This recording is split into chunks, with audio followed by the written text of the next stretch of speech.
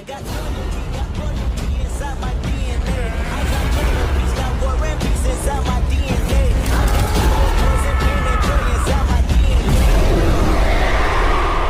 When Tanjiro opened his eyes, he expected to see the dark wooden ceiling of Urokodaki's home.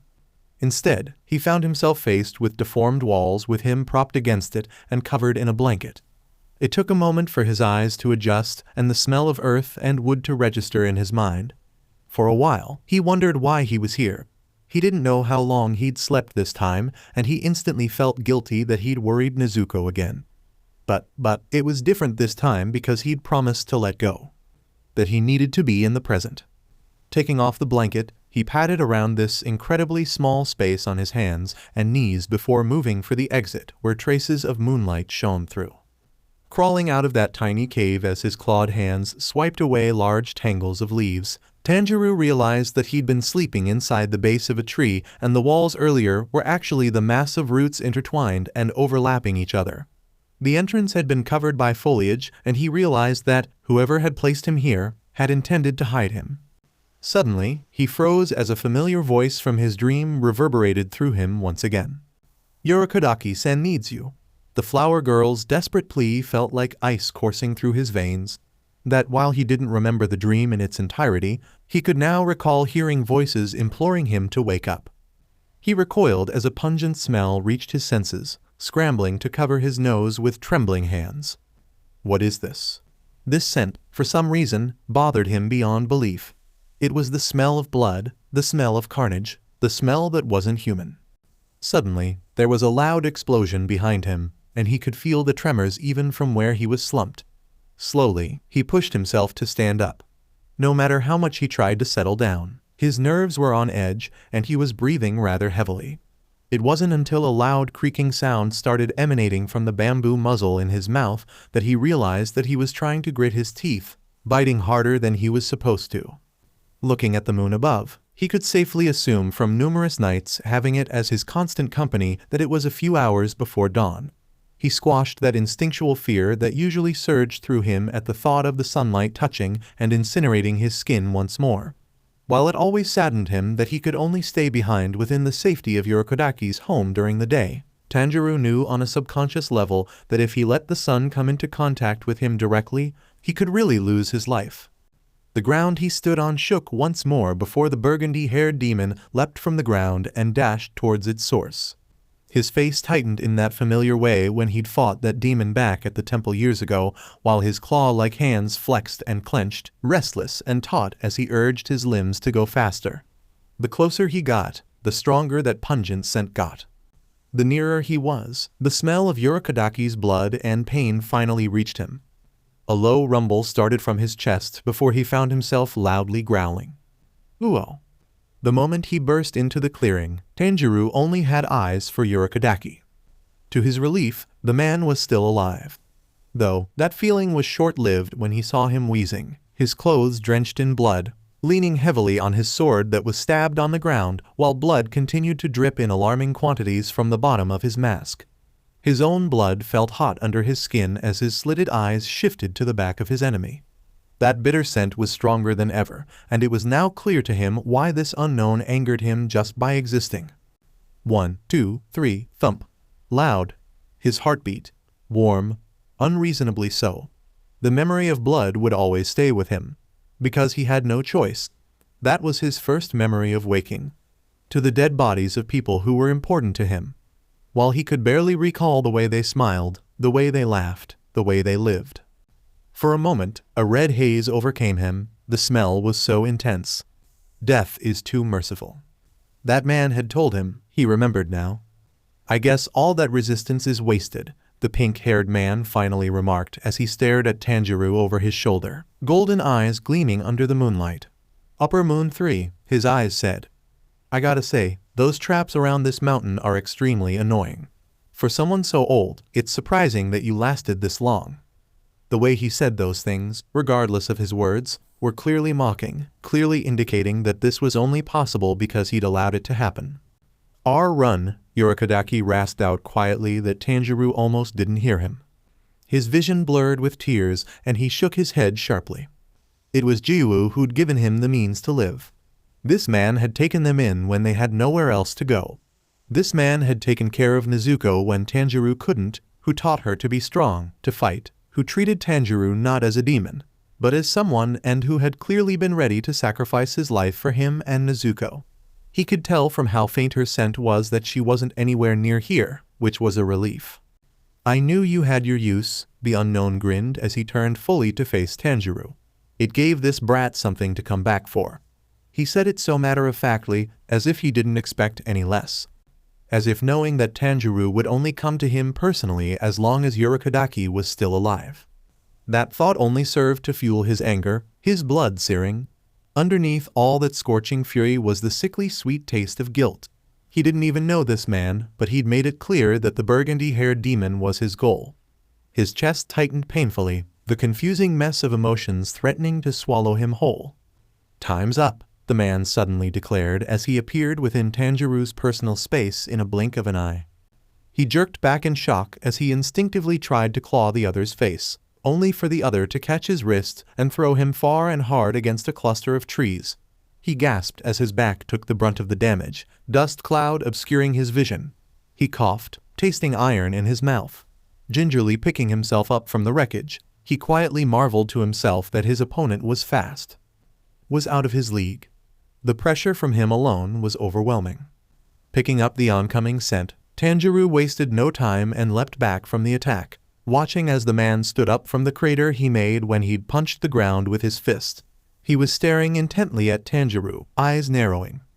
While it initially hurt to breathe, slowly, with each breath he took, it became easier. Calm down, calm down, calm down. Tanjiro repeated to himself as he gave this man his whole focus. The man was fast, he was stronger, and he knew it. But earlier, it might not have meant anything, but he'd seen the attack coming. Not quite right, he'd smelled the bloodlust, the shift in the air, and he'd dodged. Nezuko had told him that as a human, his sense of smell had always been powerful. As a demon, how far could he exactly take it? Right now, it might just be the only thing that could help him fight. You know what I hate more than weak, pathetic humans? The man straightened from his attack, the air vibrating around him. Weak, useless demons. Even that old man had put up a better fight than you. He sounded sincerely disappointed, a bit disgusted. Then, the air shifted once again and Tanjiro prepared to defend. Only, the man didn't move from where he was standing and had bent as he punched forward rapidly with both arms. Regardless of distance, the scent of smoldering air reached his nose and he jumped back as the charred smell grew stronger. However, he had to keep moving as the shockwave of the attack rapidly dispersed, grazing his forearms that he'd crossed in front to protect himself. He roughly landed a few feet away, feeling the cuts sluggishly bleeding. This demon, from his scent alone, was evidently unlike the others. He didn't simply reek of blood and death. This man smelled like power. Not to mention, he smelled like him. Tanjiro's breathing got heavier again as that familiar red haze filled his vision. Hadn't been those deaths enough? It was maddening, the swirl of anger and sorrow and confusion, and he didn't know how to let go of it all. Is that all you got after all? Was the nonchalant taunt of the other. The calluses on Nezuko's hands, too rough and hardened for a girl. Red continued to fill his vision. Urokodaki carving a fox mask with such care. This terrible anger, it scared him. Because he didn't want to stray far from who he was. He wanted to be that person again. Wanted more than anything to remain who he was, regardless of what his mind remembered, what his mind told him to. His heart was heavy. But this man, this demon, he was going to take something away from him again. Just the thought of it, the torrent of anger was restless. Unstoppable. That's what it means for you to live. Without any prompt, Tanjiro found himself surging forward this time. He had aimed for a low spinning kick, which was easily dodged as the other jumped, before he followed after him with a punch. Not to his surprise, his fist was expertly caught in one hand. Growling lowly in his throat, he pulled his head back and smashed it against the demon's head. Apparently, with enough force to send the other back a couple of meters through the foliage. His heartbeat was fast and loud in his ears. This was far from over. Say, what's your name? The demon's voice echoed through the dust cloud that had built up from where he was thrown. I can tell that you're a newborn demon. Possibly for a year or two. Still, you're obviously stronger than the average ones, and this is when you still haven't even developed your own techniques yet. The smoke had cleared out to reveal the relatively unscathed demon, previous expression of contempt now shifting to one of curiosity. Tanjiro's only answer was a snarl, eyes narrowing into furious slits. No, scratch that. There was a laugh as he grinned in disbelief. Can you even talk? Before Tanjiro could react, the other was already a step away from him in the span of a heartbeat, a punch aimed for his head. He shifted to the side as that familiar smell of smoldering air reached his senses once again, barely evading the assault. Still, it was strong enough that a large cut had sliced through his cheek. There. Another one. This time from his right as the man brought up his leg to knee him. He caught it with one of his hands as he tried to make a powerful swipe for his exposed torso. Though, it was too late when he'd noticed the scent of displaced air, for he was too close, before he was sent spiraling away towards a cluster of rocks. He groaned as he gingerly held his right shoulder, which was profusely bleeding from a large gash that extended to his side. This now confirmed what he saw earlier. Attacks could still reach him when the other fired into empty air with his fists or legs. Hastily standing up, he stumbled and jumped about as the other punched forward once again, creating a large and much noticeable shockwave this time. Without thinking about it, Tanjiro threw himself to his far left on the ground, careful not to jostle his shoulder. Though, what greeted him instead was a strong foot to his stomach that sent his body skipping on the ground a few feet away. This guy was fast. Tanjiro could barely see him move. As he struggled to push himself up with his hands, he found himself coughing out blood, and it didn't seem to be stopping any time soon as he fought the urge to curl up in pain. His insides were burning.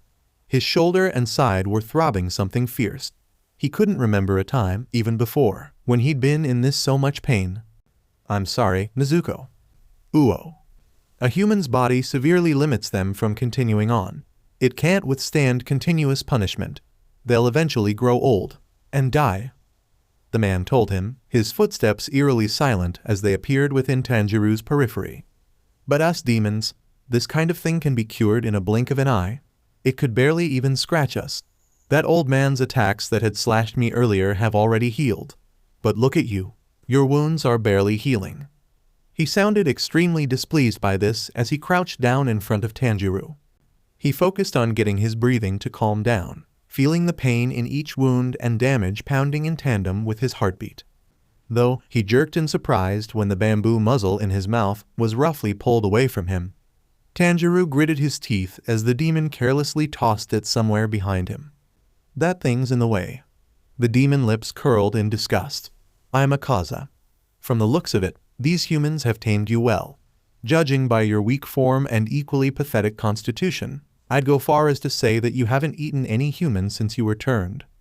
His eyes flashed ominously and something in his scent was fluctuating wildly, a mix of anger, a little bit of curiosity, and a surprising amount of pity.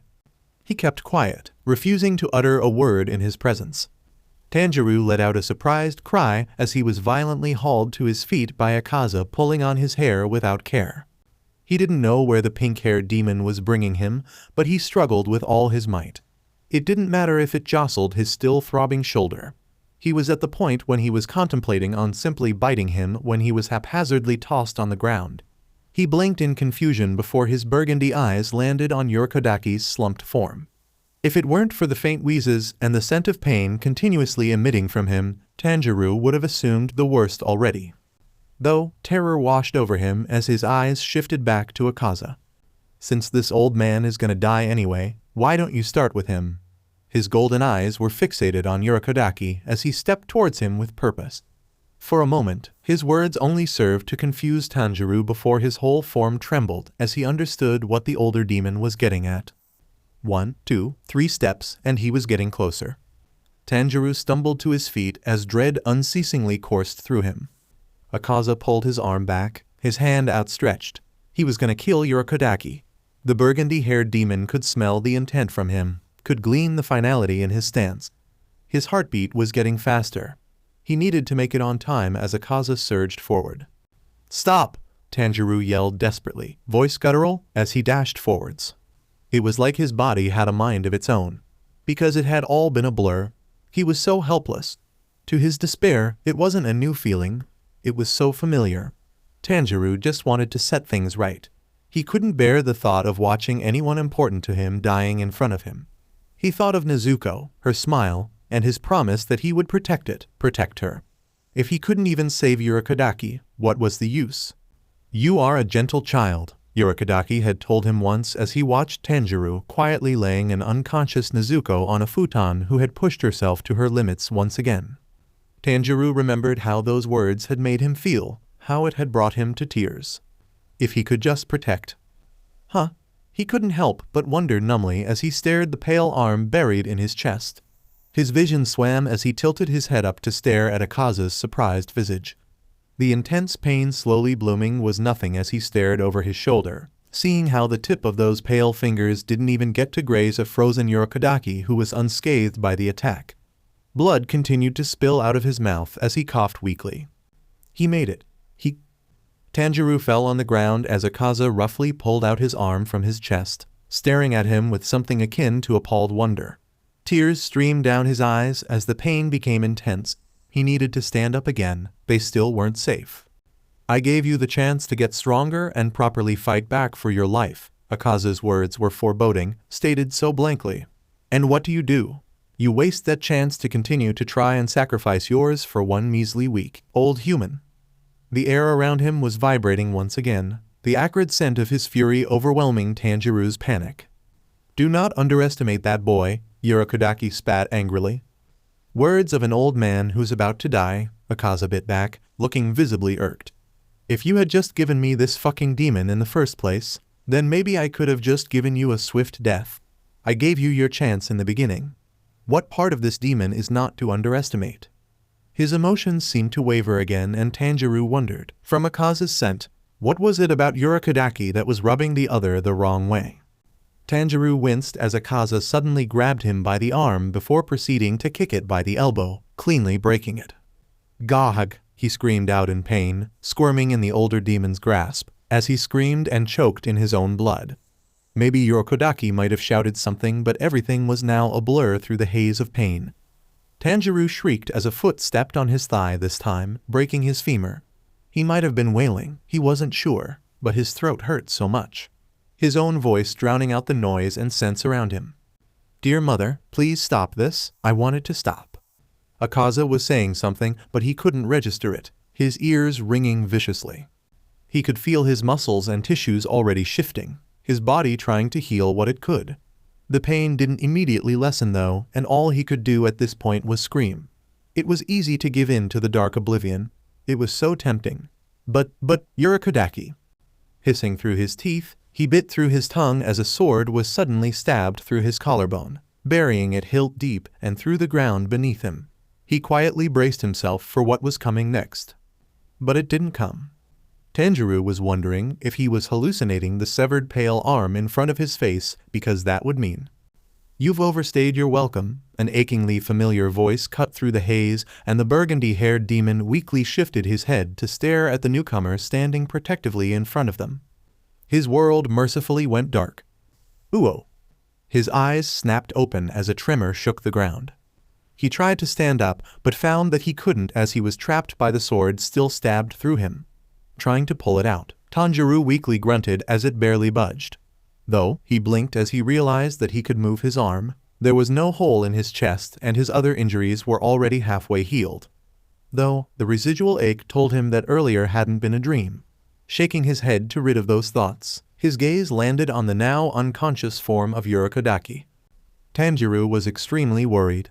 The man's injuries had already gone long enough without being treated. Judging by the shallow and irregular breaths he could barely hear, it was only a matter of time before he fully succumbed to his injuries. It was not a pleasant thought. What was the last thing he remembered, aside from the overwhelming pain?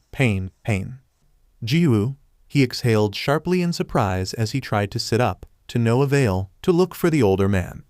There was no mistaking this scent.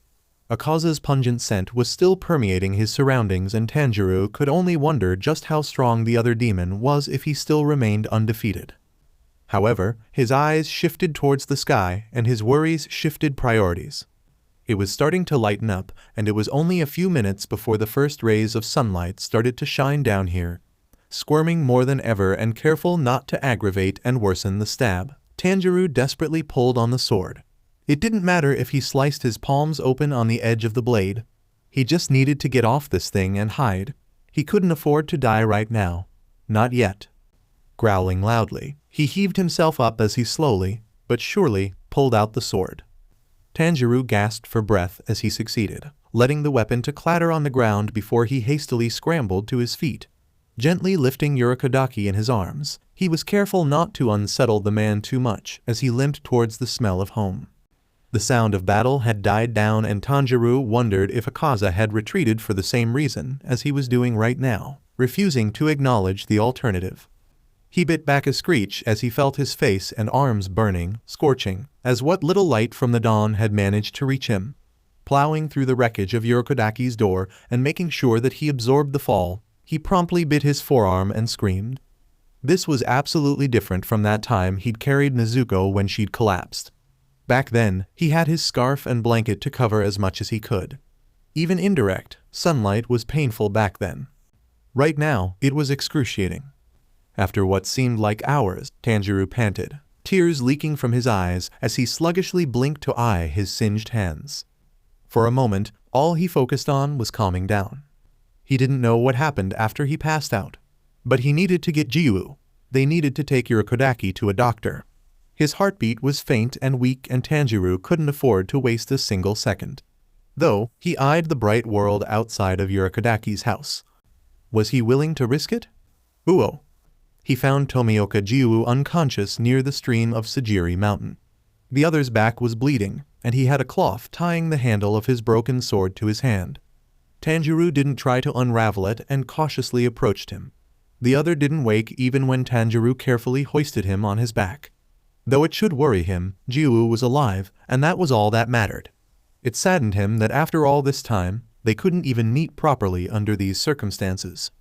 There was no trace of Nezuko within the vicinity, so Tanjiro had to trust that Urokodaki had made the right decision.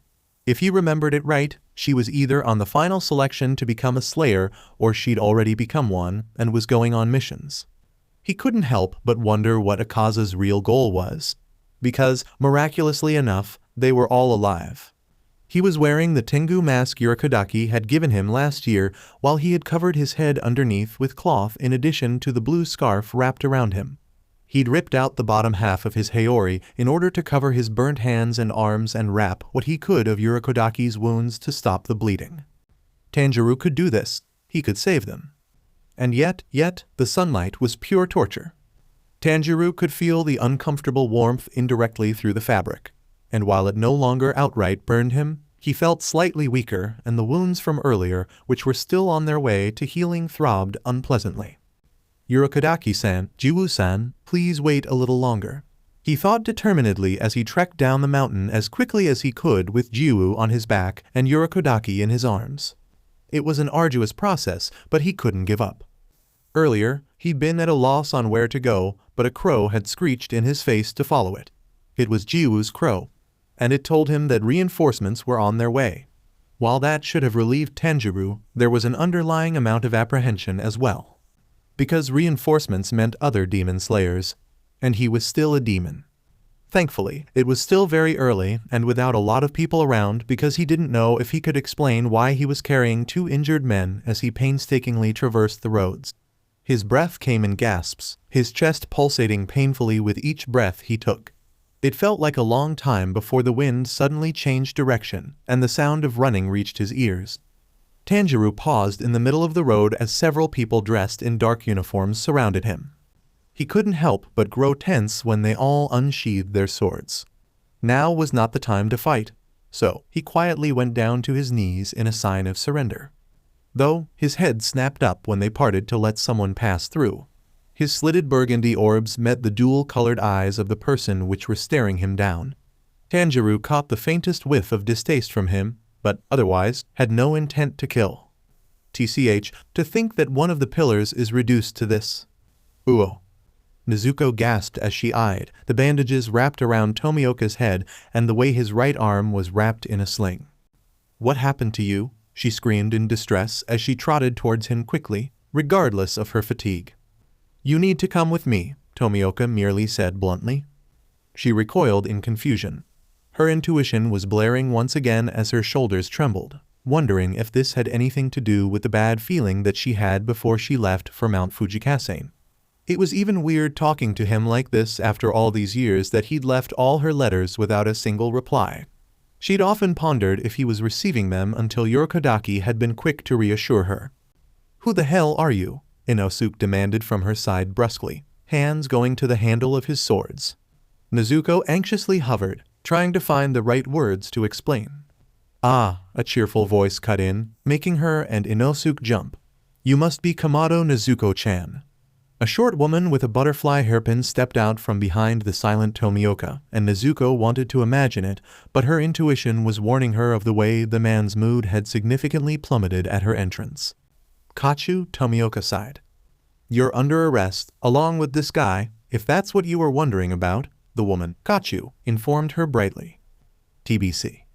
They eventually arrived at the headquarters. More like she'd been manhandled by Tomioka, carried under his uninjured arm, as he and Kachu ran on their way there. Kachu told her that it was to save time because Nezuko wouldn't be able to keep up with them. And they were fast, unlike anything she'd seen before. Faster than even Urokodaki. They were on a completely different level. And while it was the terrifying truth, her intuition was humming that it wasn't all there was to it.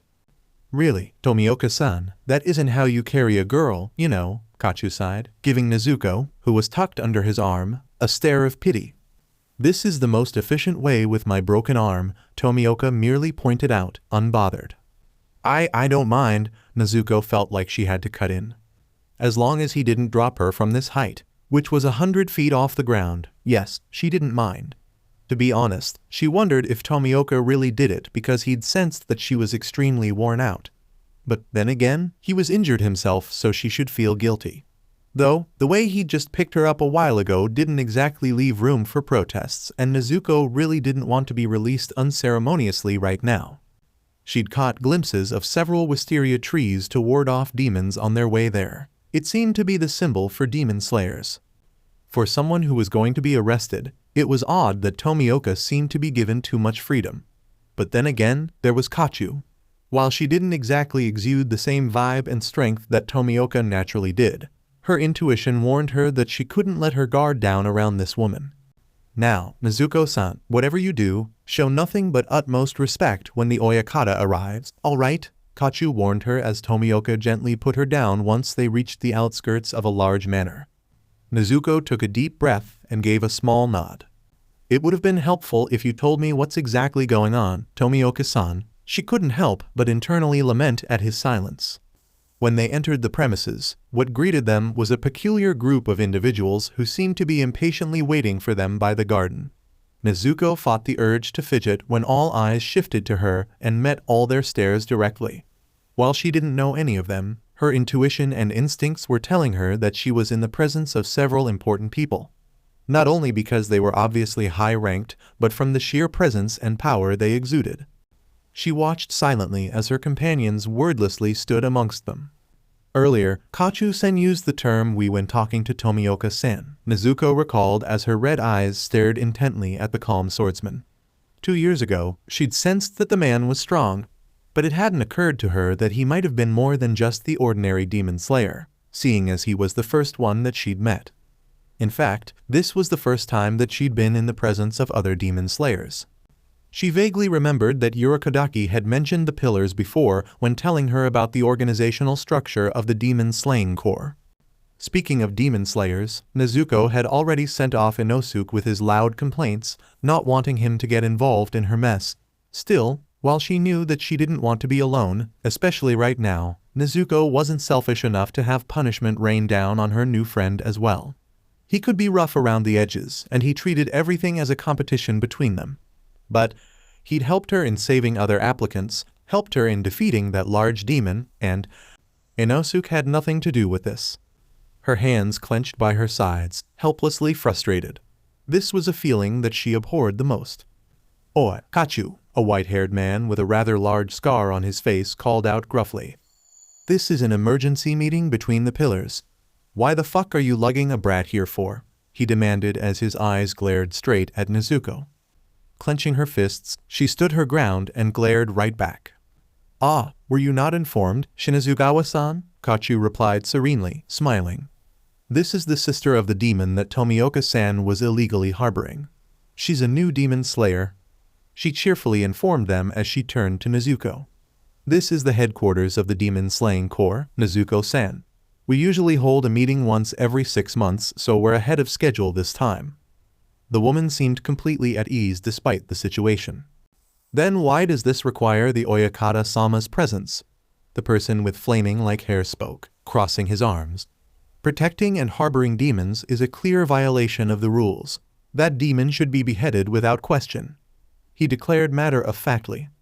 Stay calm, be like the water, Nezuko repeatedly told herself as she heard those unforgivable words. Iguro, what do you have to say about this?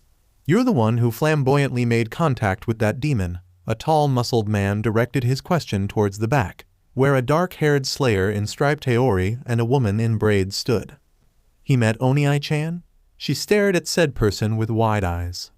Because that would mean that they had her brother. It was foolish, but some part of her had been hoping that they hadn't taken any action against him yet. Was this what her intuition was warning her about? Gritting her teeth, she knew that she was missing something.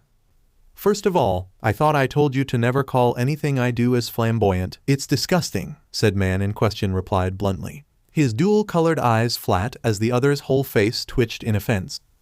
I have my orders not to kill him, yet. But he offered no resistance, not that he can considering he's almost dead on his feet. But what I want to know is how is it that one of the pillars had been reduced to this state? Tomioka, while it is imperative that you suffer for your misconduct, what the actual fuck happened to you? His eyes narrowed at Tomioka dangerously. Tomioka-san, Nezuko called out hesitantly, speaking for the first time. What happened to Oniai-chan? She couldn't help it when her voice trembled after the other demon slayer's words. Oyakata-sama gave you an order not to kill it? The man, Shinazugawa, interjected in outrage, not even acknowledging Nezuko. He must have his reasons, a giant man who was clutching on prayer beads defended, his eyes leaking tears. After we settle this, we can kill that pitiful demon. He stated candidly, as if that's all there was to it, while a long-haired boy just stared at the proceeding with utter disinterest. I was sent after Tomioka as reinforcement since I was the closest, Iguro declared flatly, eyes firmly fixed on said man. How do we know that this demon wasn't the one who'd put him in that state? The man with flaming like hair earlier put in thoughtfully. They couldn't be implying. Take that back, take that back. Oniai-chan wouldn't hurt anyone like that. Nezuko found herself stepping forward, unable to bear anymore how they discussed her brother's life so callously as Kachu kept a firm hand on her shoulder. And he has never eaten anyone, and he never will. My brother is not like that, she yelled, feeling the vestiges of that anger she buried deep within her seeping out, hot and simmering under her skin. Though, almost instinctive, her eyes snapped to Tomioka for support. Why aren't you saying anything? She couldn't help but wonder in frustration as she tore her gaze away from him, glaring at the other demon slayers. A demon is a demon, the tall muscled man in sleeveless uniform argued coolly. How can we even trust the words of a girl who just became a demon slayer? For that matter, do you even have any idea about the suffering those things cause to a lot of people? His voice had gained a hard edge to them. A lot of people have lost someone to those demons, Nezuko put in as calmly as she could, clenching her hands so tightly that it hurt. I'm no stranger to that. I watched my whole family get slaughtered by one of them while they turned my older brother into a demon. And it is precisely because of that why I won't let you kill Oniai-chan. I won't lose anyone ever again. She breathed out deeply, trying so hard to keep that red haze back from her vision. And you let that demon live, Tomioka? Shinazugawa growled as he stepped towards the injured man. Just how long do you plan on feeding this idiotic girl's delusions? He roughly pulled on the other's collar. Nezuko felt the fury burning in her veins. Please don't act rashly, Shinazugawa-san, Kachu cautioned as her smile fell, frowning. This is not the time to be fighting amongst ourselves, she continued firmly. Though, all of their attention snapped to the new arrival. Oh. Nezuko remembered the moment when she'd last seen her brother awake. It had been an ordinary night after training with Sabito and Makomo. Urokodaki had been waiting for her back at his home. Instead of the usual oden or soba they normally have for dinner, the man had quietly handed her a serving of rice balls. Back then, it had been odd, but Nezuko hadn't questioned it. Though, the moment she'd bitten into it, her eyes had teared up against her will. Because it was delicious. And familiar. It tasted like home. Tanjiro had been there, standing behind Urokodaki and staring at her anxiously, waiting for her verdict. As she understood what happened, the tears came pouring out. While her brother had hovered in panic, Urokodaki had wordlessly handed her a handkerchief. Through the tears, her smile was so wide that it hurt. "Your cooking is as good as ever, Oniai-chan," she had praised back then. Nezuko could recall the way Tanjiro had stilled and stared at her, caught off guard, before his eyes shimmered with an intense emotion that she hadn't been able to identify, and had promptly burst into tears himself.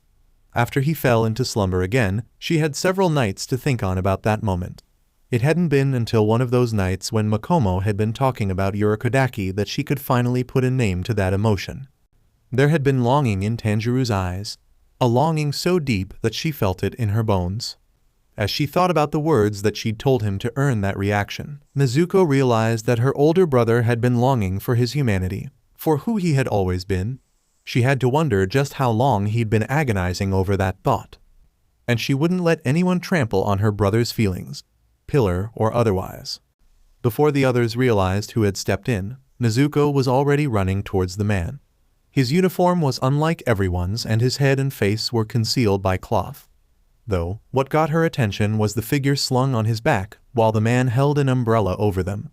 She'd recognized that blue scarf and Tengu mask combination anywhere. As she got closer, her brows furrowed as she noted the absence of checkered haori in place of a dark haori, while bandages were wrapped around his hands. "Oniai-chan," she called out quietly, grabbing Tanjiro's bandaged hand, which squeezed back weakly. The final selection had ended in the morning, and now the sun was high up in the afternoon. Even though her brother was covered, she knew just how badly the sunlight could affect him. Not to mention, something wasn't right. Her intuition gave a low dangerous hum to further cement this feeling. Giving her brother's hand one last squeeze, Nezuko turned back towards the others who'd been watching them carefully. "So that's the demon, eh?" Shinazugawa strode forward as he unsheathed his sword, expression menacing. Wordlessly, Nezuko unsheathed hers as well as she stood in front of them. "Girl, do you understand what you're doing?" Iguro glared at her darkly from behind the white-haired man's back. "You're pointing your sword at a pillar. You don't want everybody here to be your enemy," he warned her as the snake coiled around his shoulders hissed. "Nezuko-san, you're not exactly helping your brother's case here," Kachu added from the side. Nezuko could only tighten her hands around the handle of her sword. She knew that. She knew that she was hopelessly outmatched. But she also didn't know what to do anymore. None of them were willing to listen. Ever since she got here, all she'd heard was their desire to end her brother's life. There was no one who'd been willing to try and understand them. Tomioka refusing to say anything didn't help either. That seemed to be the last straw for Shinazugawa. "Why the hell are you pointing your blade at a human when there's a demon right behind you?" he snarled angrily, his eyes bulging in fury. "I will not kill someone innocent just because he's also a demon," Nezuko countered vehemently, gritting her teeth. "You're not making any sense," the tall, sleeveless man who had yet to be named sighed in exasperation. "Of course, you won't kill him. He's your brother. How can you call yourself a demon slayer if you can't even flamboyantly kill a demon right there?" These people were misunderstanding something. "I did not become a demon slayer just so I can kill demons," Nezuko shouted in frustration and, to her mortification, her eyes started tearing up against her will. "I decided to become one so no one will lose their family to them like Oniai-chan, and I did. I will kill a demon with prejudice if I have to. But if I just needlessly kill and kill, then I'm no different from them. If you don't even know that, then what kind of pillars are you?" Her chest heaved in anger because she felt like she kept repeating herself to them. Silence greeted her. For a moment, everything seemed to still. Nezuko didn't think.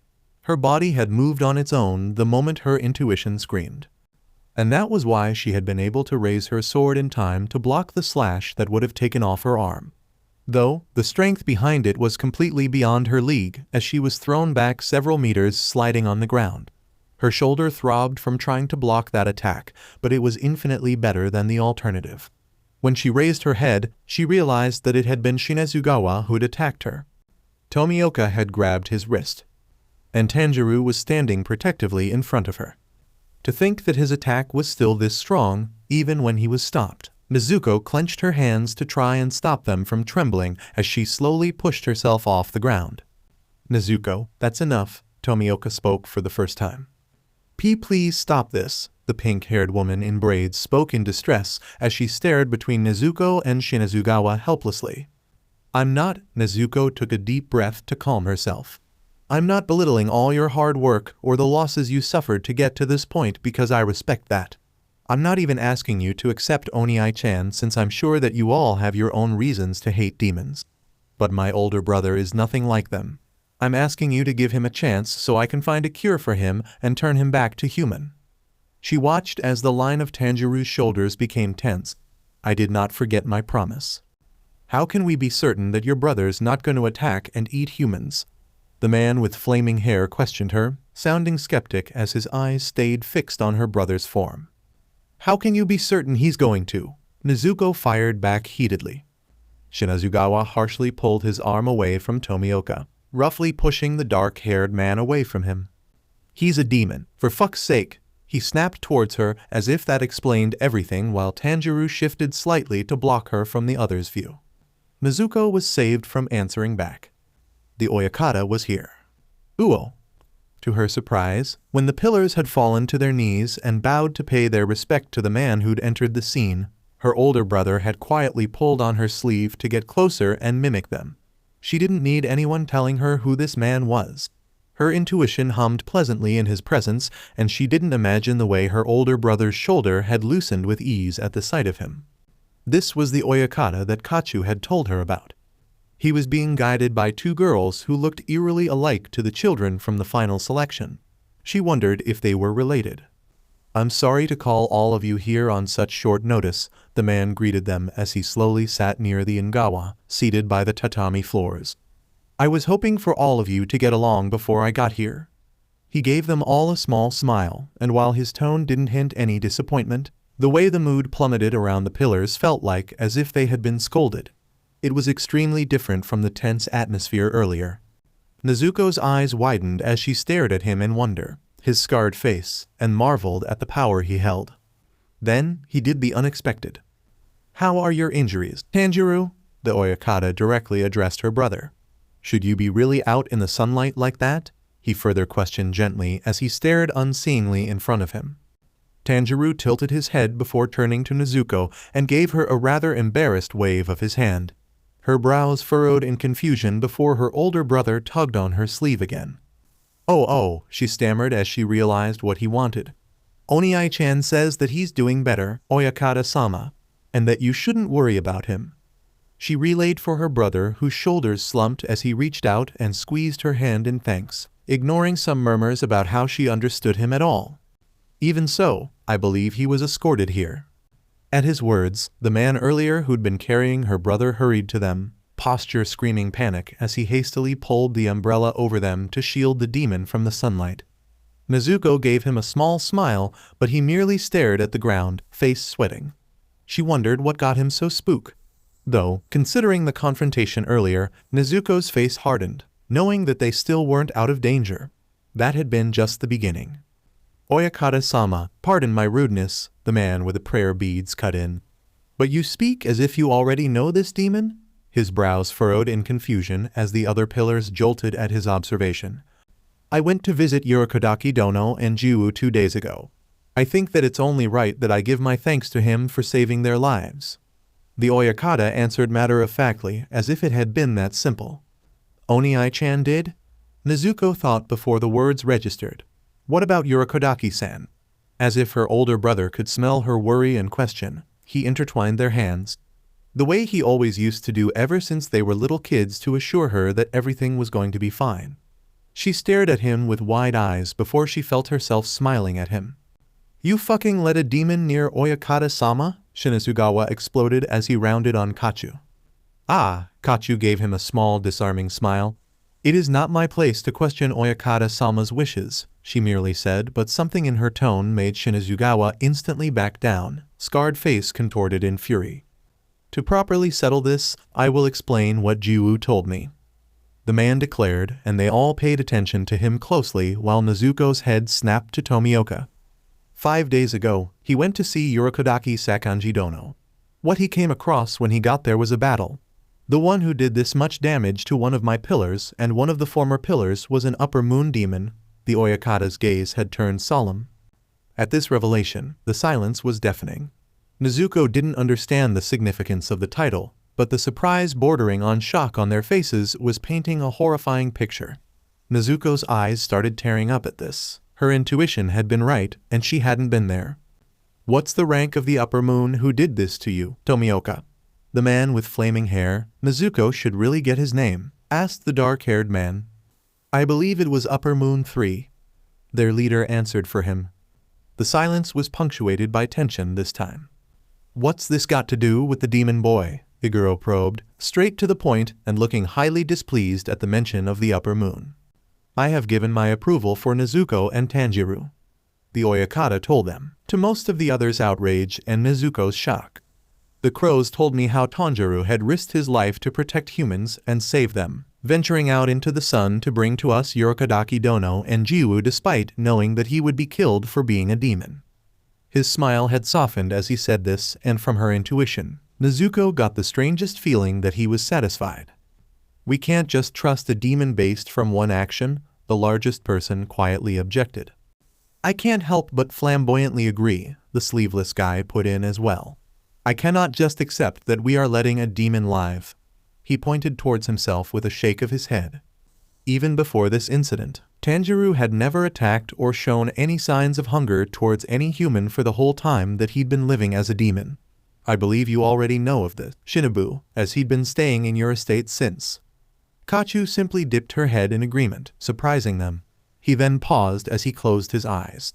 And I believe, from Jiwoo's words, that if a time comes that Tanjiro ends up attacking someone, he, along with Nezuko and Urokodaki Dono, will cut their own stomachs open as an apology. He delivered softly. Nezuko's eyes teared up, squeezing Tanjiro's hand so tightly. Tomioka hadn't really said anything much the whole time he'd been here. And yet, where's the guarantee in that? Shinazugawa demanded furiously. I don't understand what you're trying to do here, Oyakata-sama. I cannot consent. With that, he proceeded to slash his arm, making the woman in braids gasp, as he abruptly stood up and marched towards the siblings. What are you? Nezuko's eyes widened in horror at what this man was trying to do. Hey demon, take off that fucking mask and face me properly. It's time to eat, he demanded recklessly as his blood continued to drip on the ground. To the surprise of most of the pillars and despite Nezuko's protest about the danger of the sun, Tanjiro carefully reached up and removed the Tengu mask covering his face. Her red eyes widened in horror at the sight of familiar burns. That day 2 years ago suddenly felt like yesterday, because she could remember clearly how the sun had left her older brother's burned skin raw and bleeding, like now. Curious slitted burgundy eyes stared at Shinazugawa as Tanjiro's brows furrowed in bewilderment, but otherwise didn't make any move towards him. The demon just stared at him in confusion, one of the girls with the Oyakata reported eagerly. He seems to be confused why Shinazugawa-sama is offering him his blood and he didn't show any signs of hunger or losing control. Nezuko might have imagined it, but the white-haired girl smiled at her as she said this while the pillars were surprised at this development. Shinazugawa remained standing there, staring at her older brother with an unreadable expression. Nezuko was prepared to stand up and confront him, but he just clenched his hands into fists before going back to where he previously kneeled amongst the other pillars in silence.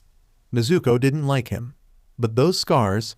She wondered if she would be as bitter and spiteful against any and all demons if Tanjiro had died too. It was not a pleasant thought. Now that that's settled, another matter that I wanted to discuss with you, Nezuko, is your brother's place in the demon-slaying corps. He raised his hands against the protests of the pillars, asking to finish first. If he can prove that he can use that strength as a demon to protect humans instead and add to our strength, I'm sure everyone will eventually acknowledge his right to live. I will entrust you with the responsibility to make sure that he wouldn't harm anyone." The Oyakata remained unaffected to the mixed reactions in front of him, only focusing on her answer. This man, he was asking Tanjiro to fight. Nezuko had trained all these years so he wouldn't have to. For her sake, Urokodaki had cautioned her that her brother, as a demon, wasn't so weak that he needed to be protected. But look at what happened to him. But they weren't exactly being given a choice here. She hated it. Because if Tanjiro couldn't prove that he could be useful, she knew that they could always find an excuse to kill him. It had been hard to adjust to the life she had now. She had grown up in a home full of love and family. That if that tragedy hadn't occurred 2 years ago, Nezuko would never even consider touching a sword. Right now, home was in a small cabin by Mount Sajiri with her older brother and Urokodaki. If she refused, she was going to lose that too. She choked out until she saw Tanjiro staring at her, eyes curving into a smile. "You don't have to do it alone. I understand, Oyakata-sama. Oniai-chan and I will give our best." She lowered her head in respect because this man had fought for her brother. "Can we really trust that flimsy resolve of hers to kill demons?" Iguro asked irritably, unconvinced. "Are we really going through this again?" The long-haired boy who'd stayed silent and inconspicuous this whole time muttered in annoyance. It is thanks to Nezuko and another applicant, Hashibira Inosuke, that more applicants survived this year's selection. They had eliminated a good number of demons with their resolves. I believe we can trust hers. The dark-haired man answered before addressing Tomioka. "Do you still plan on taking this girl as your Tsuguko, Jiwu?" he questioned the swordsman with a smile that to Nezuko looked relieved. Though, the shock that permeated the silence confused her. "I do," Tomioka responded, further stunning the other pillars. What's exactly a Tsuguko?" "Tomioka-san, you've got to talk to me about things like this." The meeting was disrupted when a commotion by the entrance called on their attention. Several people in the same uniform as the one holding an umbrella over them were trying to push out a person who was trying to get through. At first, Nezuko didn't know what to make of it as Tanjiro tried to peek around her to get a look. However, her eyes bulged in disbelief as she realized she recognized that person. Inosuke? Uo. After that, Tanjiro and Inosuke had been kicked out of the meeting. Nezuko didn't know what to feel after those disastrous hours. To think she even pointed her sword on a fellow demon slayer. What a mess. They were escorted back at the butterfly estate. Inosuke had recounted that he'd gotten lost trying to follow them. That if it hadn't been for his unique skill of feeling other presences and locating them, he wouldn't be able to find them at all. She had introduced him to her older brother. "He's a demon," Inosuke said flatly.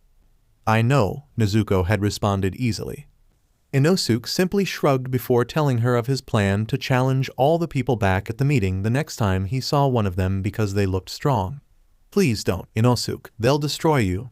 Instead of being cowed, it seemed to motivate him more into wanting to go through with it. After arriving at the estate, Inosuke had been promptly distracted by a group of young girls screaming at the sight of his boar head and proceeded to chase after them around the garden. Though, her older brother tilted his head at Inosuke's back before quietly pulling her into the room that held Urokodaki. From what she understood from his gestures, Urokodaki had yet to wake up since they had been brought and treated here. It's not your fault, Oniai-chan," she reassured him as her eyes filled with tears at the sight of the unconscious man. Though she'd already seen him without the mask before, it was still eerie just seeing his wrinkled face bare for all the world to see. "See couldn't," Tanjiro rasped after he shifted the bamboo muzzle down from his mouth, tears already dripping down his cheeks. "Then it's my fault too for not being there," Nezuko proclaimed as she hastily tried to wipe her own tears. Tanjiro then continued to cry on her shoulder, wailing like a child. All these days that he'd been by himself, trying desperately to save the people he cared about and staying at the den of people who wanted to kill him, it must have taken its toll on him. "How long have you been holding this in, Oniai-chan?" Nezuko held him as he cried, her own tears making an appearance as well.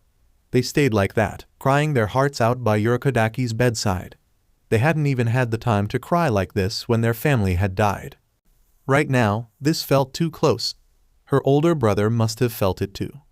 When Tomioka arrived late in the night, Tanjiro had shapeshifted into a child after crying himself to sleep and was now curled up on her lap as she sat by the chair. Inosuke had stopped by earlier, telling her that he'd found a worthy opponent in the estate before promptly disappearing. Thankfully, he didn't remark on her face that had been blotchy from crying. Nezuko eventually broke the silence. "Why didn't you reply to my letters?" she asked quietly, not wanting to rouse her brother. Even as a kid, the burns on his face and hands, as she belatedly found out, remained. "I read all of them," Tomioka responded. "Will you tell me why?" Nezuko was already resigned to it by this point. "Back then, I kept wondering if I made the right choice 2 years ago," the man said as he stood beside her, icy blue eyes fixed on Urokodaki's unconscious form. She wondered what he was feeling right now. For the past 2 years, she'd sent him all those letters in the hope of understanding him, on why he'd spared her brother. Over time, with no reply whatsoever from his end, her letters had become a way for her to formulate her thoughts properly. She kept sending them because she had simply wanted to be heard. What changed? She would never be able to forget the Oyakata's words. This man and Urokodaki had staked their lives on Tanjiro's humanity. "I did," was his even quieter reply. Her head snapped up to him, but his expression remained unchanged, and she couldn't tell what he was thinking at all. But her intuition hummed, telling her that it was nothing to worry about, so she let it go. About becoming your Tsuguko, Nezuko broached the other topic that she wanted to discuss with him. Urokodaki Dono had recommended it. This time, something of a ghost of a smile appeared on his lips. "I trust his judgment for you to one day succeed me," he continued matter-of-factly, uncaring of the way Nezuko had gaped at him. "Eh? Uo. Another reason why I gathered you here was due to something alarming from the last missive that Urokodaki Dono sent me before the attack," Yubayashiki Kagero revealed as he brought out said letter from his sleeve and handed it to one of his daughters. "I believe this will explain why Urokodaki Dono and Tanjiro had been specifically targeted by an upper moon." He elaborated at the interest that hung in the air.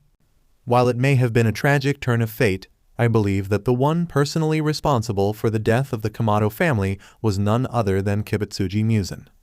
The following morning, one of the Kikushi, the people with their faces covered as she'd come to discover, handed over what was left of their things that could be salvaged from Urokodaki's home.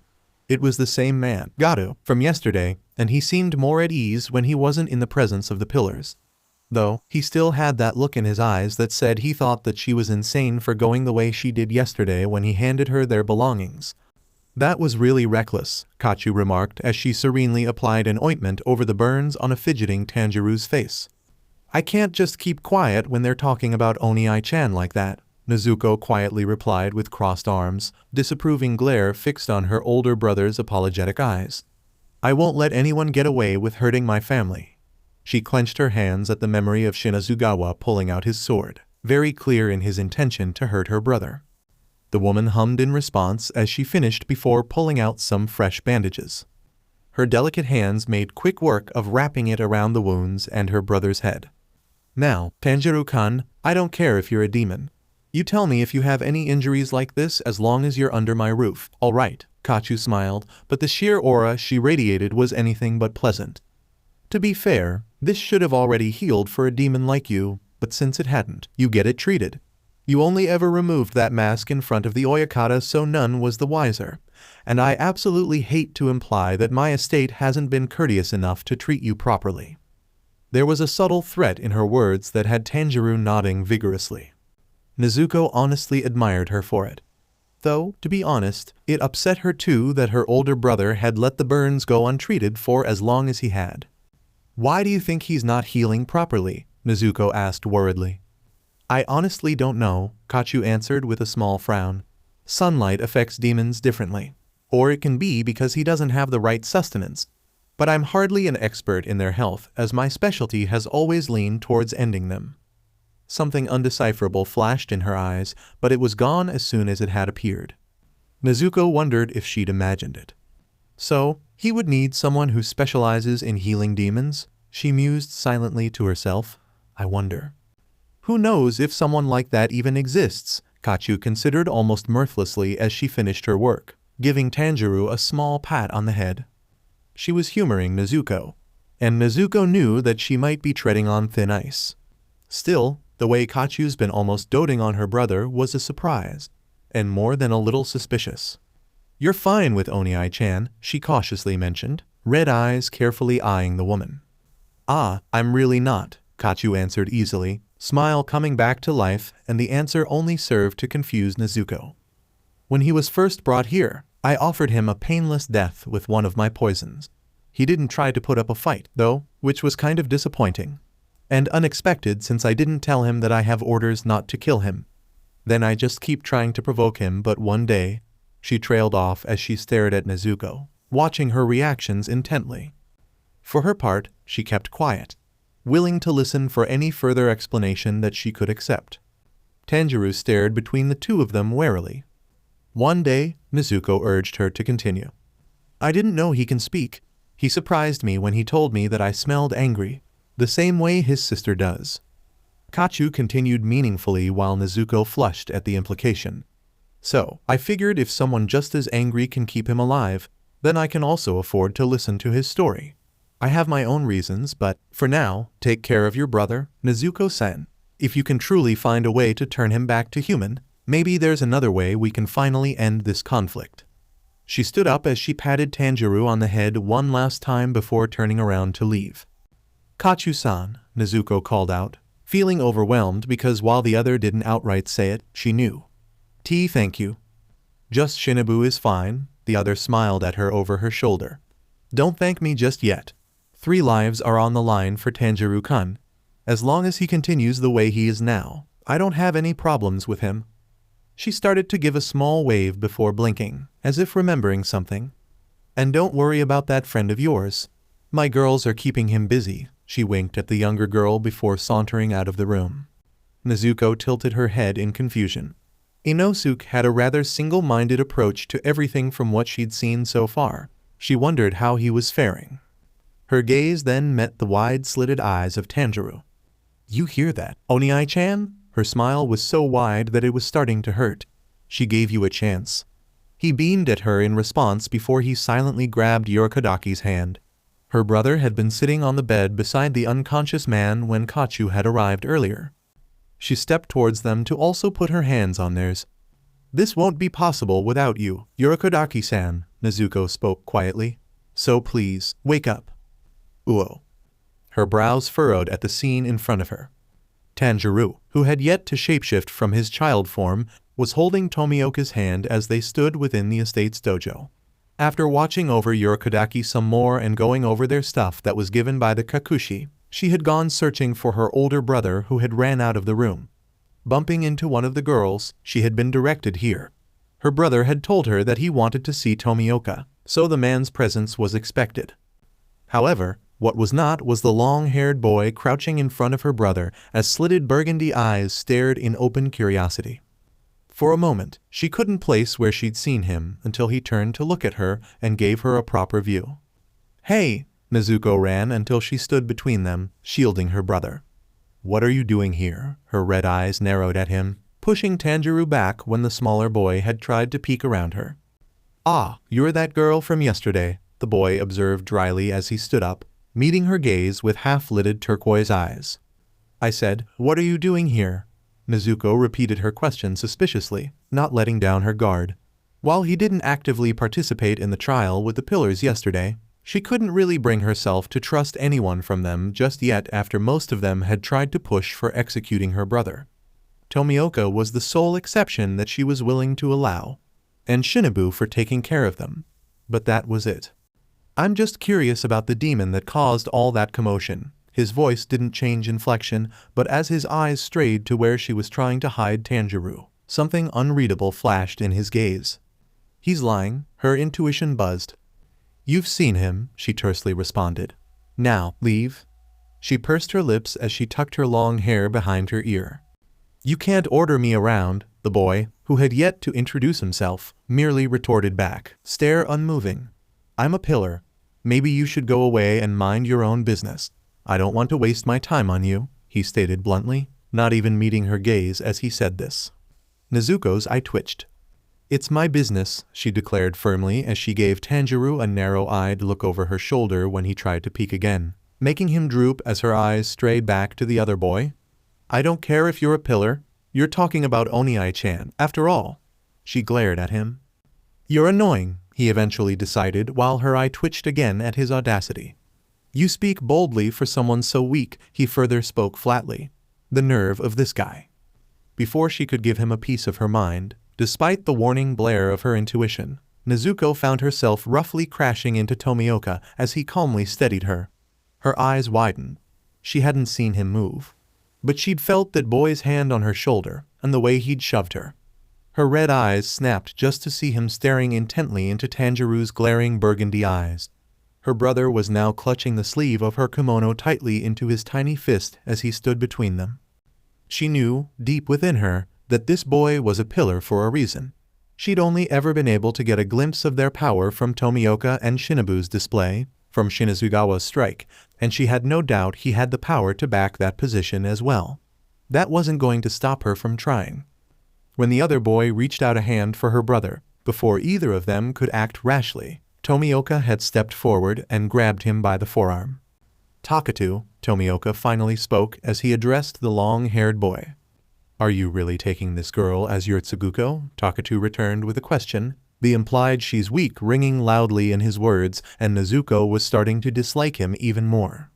Her brother had always been the more forgiving between the two of them, and she was someone who never forgot. Despite knowing that she'd mishandled the situation by being antagonistic from the start, the way he worded his words and his tone rubbed her off the wrong way. "That's not for you to decide," Tomioka answered with finality. "This is boring," the boy declared as the man let go of his arm before he turned to Nezuko. "I just don't see any point in this." He turned away from them as he slowly padded out of the dojo without another word. She was understandably confused. He didn't seem all that interested yesterday. What changed? "I don't like him," Nezuko pursed her lips, huffing as she crossed her arms. "I don't care what he wants with Onii-chan, but he could be a little more sensitive." Though, pausing, her red eyes shifted to Tomioka blankly as she realized that the same thing could be said for him as well. "Nezuko," her brother grinned up at her, his apparently new bamboo muzzle already hanging by his neck as he radiated satisfaction at having called her name. "Ignore that boy, Onii-chan. If he comes after you again, just call for me or Tomioka-san, okay?" Nezuko smiled at him as she playfully ruffled his hair. Her brother hummed at the gesture while she resisted the urge to check on the burns underneath those bandages. While Shinobu had already treated the wounds on her brother's face, it worried Nezuko that it wasn't healing as smoothly or quickly than it should. Shinobu had implied as much. Her intuition suddenly flared and her hand reached out to catch what had been tossed towards her. To her surprise, it was a bokudo, and turning to look at the source, she saw Tomioka grabbing another wooden sword for himself as well with his uninjured arm. Tanjiro bit onto the bamboo muzzle once again as he trotted towards the edge of the dojo, wordlessly sitting there to obviously watch. Nezuko was so surprised by the action that she had been left staring at the man dumbfoundedly. They were obviously waiting for her here when that Takatu kid had arrived.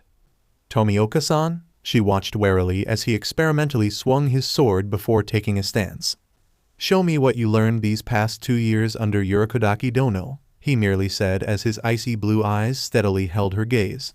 "Just land one hit on me," he instructed, straight to the point, and Nezuko's eyes widened because for a moment, the memory of a peach-haired boy had overlapped with Tomioka's image. It was only amplified by the wooden sword in his grasp and the way he stood squarely on his feet. The only things missing were Sabito's insults and challenge.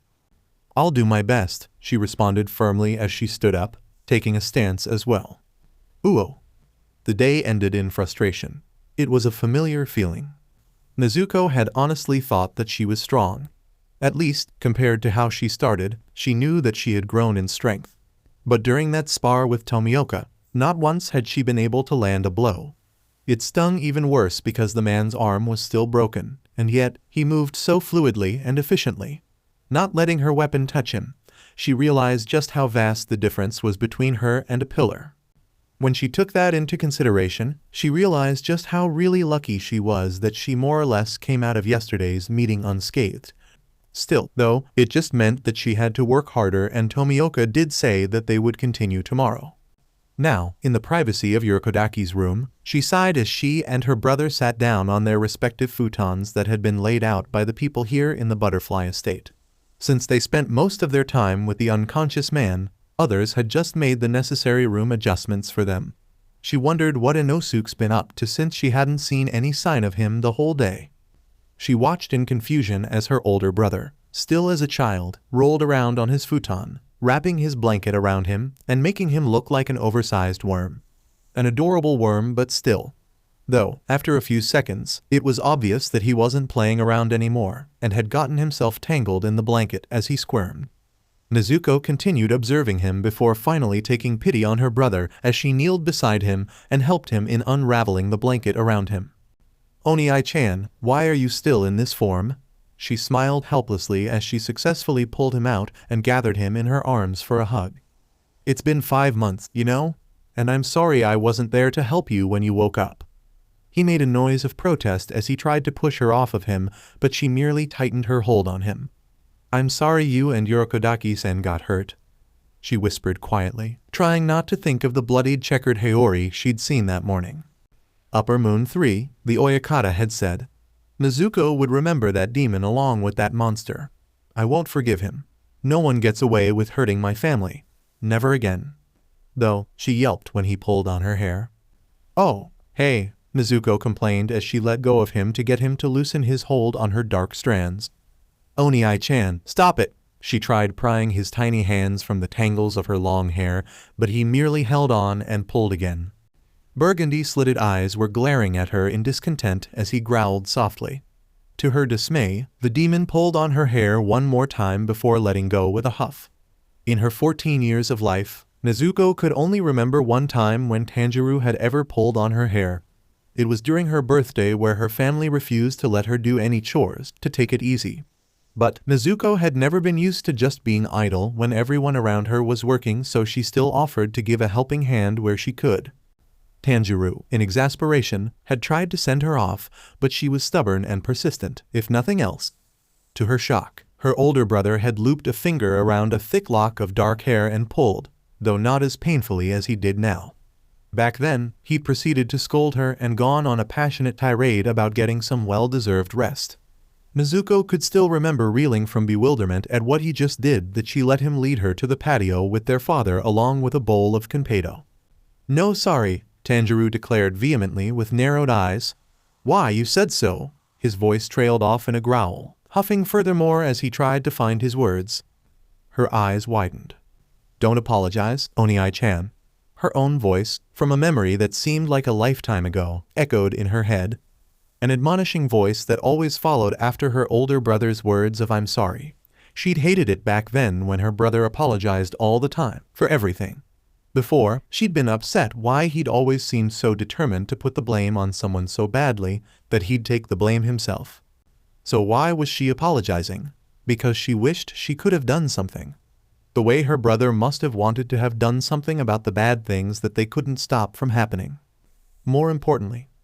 "You remember," she mumbled in surprise. Tanjiro puffed in annoyance before patting her cheek gently. "Now right?" He tilted his head at her, slitted burgundy eyes clearer than she had ever seen them on her brother's face. "You're right. What's important here is now."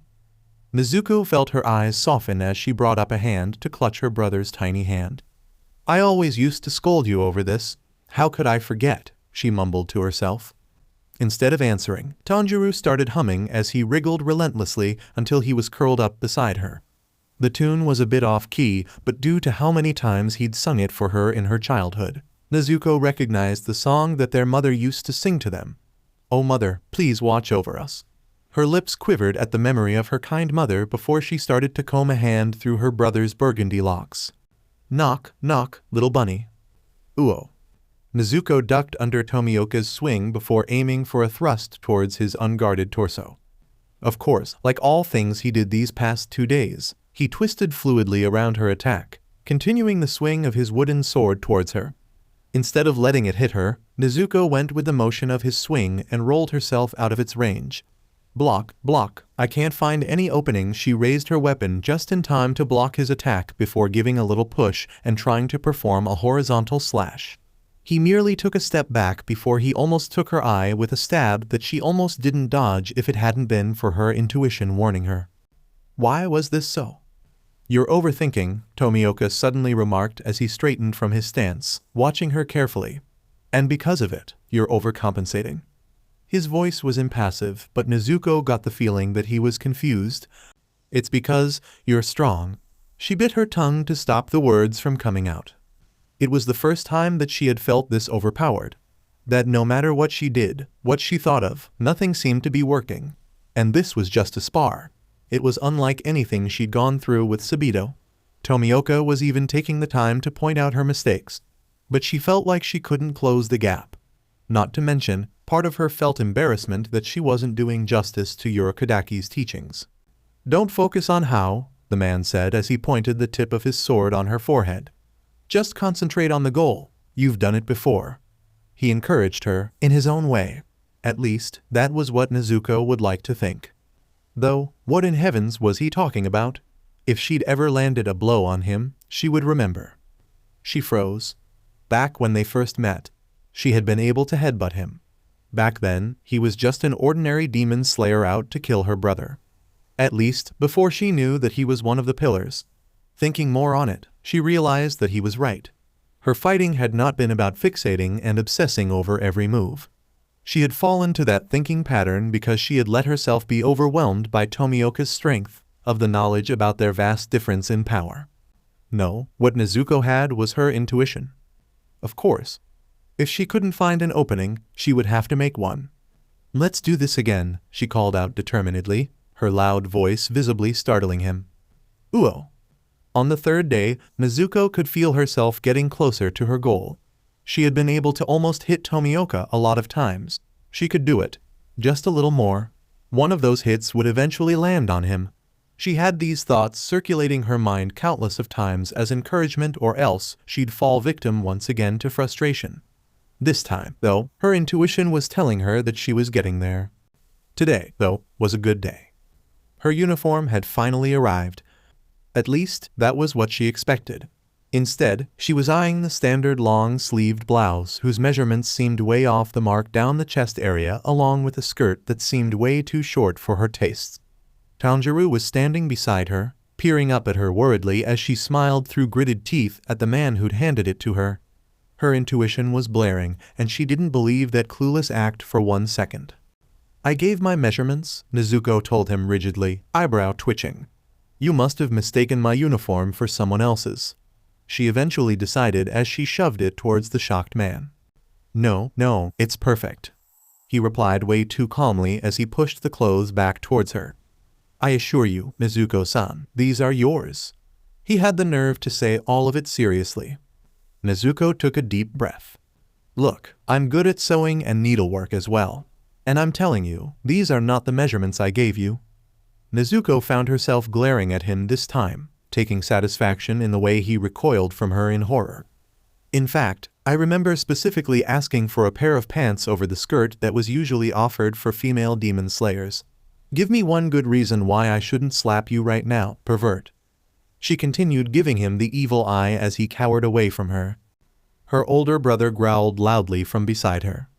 You that is, he stammered as he gazed at them warily. Ah, Mita-san, a cheerful voice cut in poisonously that had the man freezing entirely. You're not trying to pawn off those uniforms on the girls here, are you? Kachu Shinobu beamed at the man, sunny words giving way for a subtle threat of bodily harm as she wordlessly handed Nezuko a bottle of oil and some matches. She didn't need to be told twice about what to do, and she wasn't going to oppose a woman on a warpath. At least, Tanjiro enjoyed the bonfire. Uo. These are the cloths you asked for, Nezuko-san. The small girl in braids handed to her the next morning. Ah, thank you, Naho-chan. Nezuko brightened as she received said articles, brightening when she noticed that they were just the right shade. And these are perfect. She couldn't help but gush as she sorted through them. Are you sure that you're gonna do it? Naho fidgeted as she stood by the doorway. I mean, Aoi-san and I can do it for you so you can focus on your training with Tomioka-sama. The girl offered to her in concern, and Nezuko was touched by the gesture. This girl was just too sweet, and it reminded her of her younger sister, Hanako.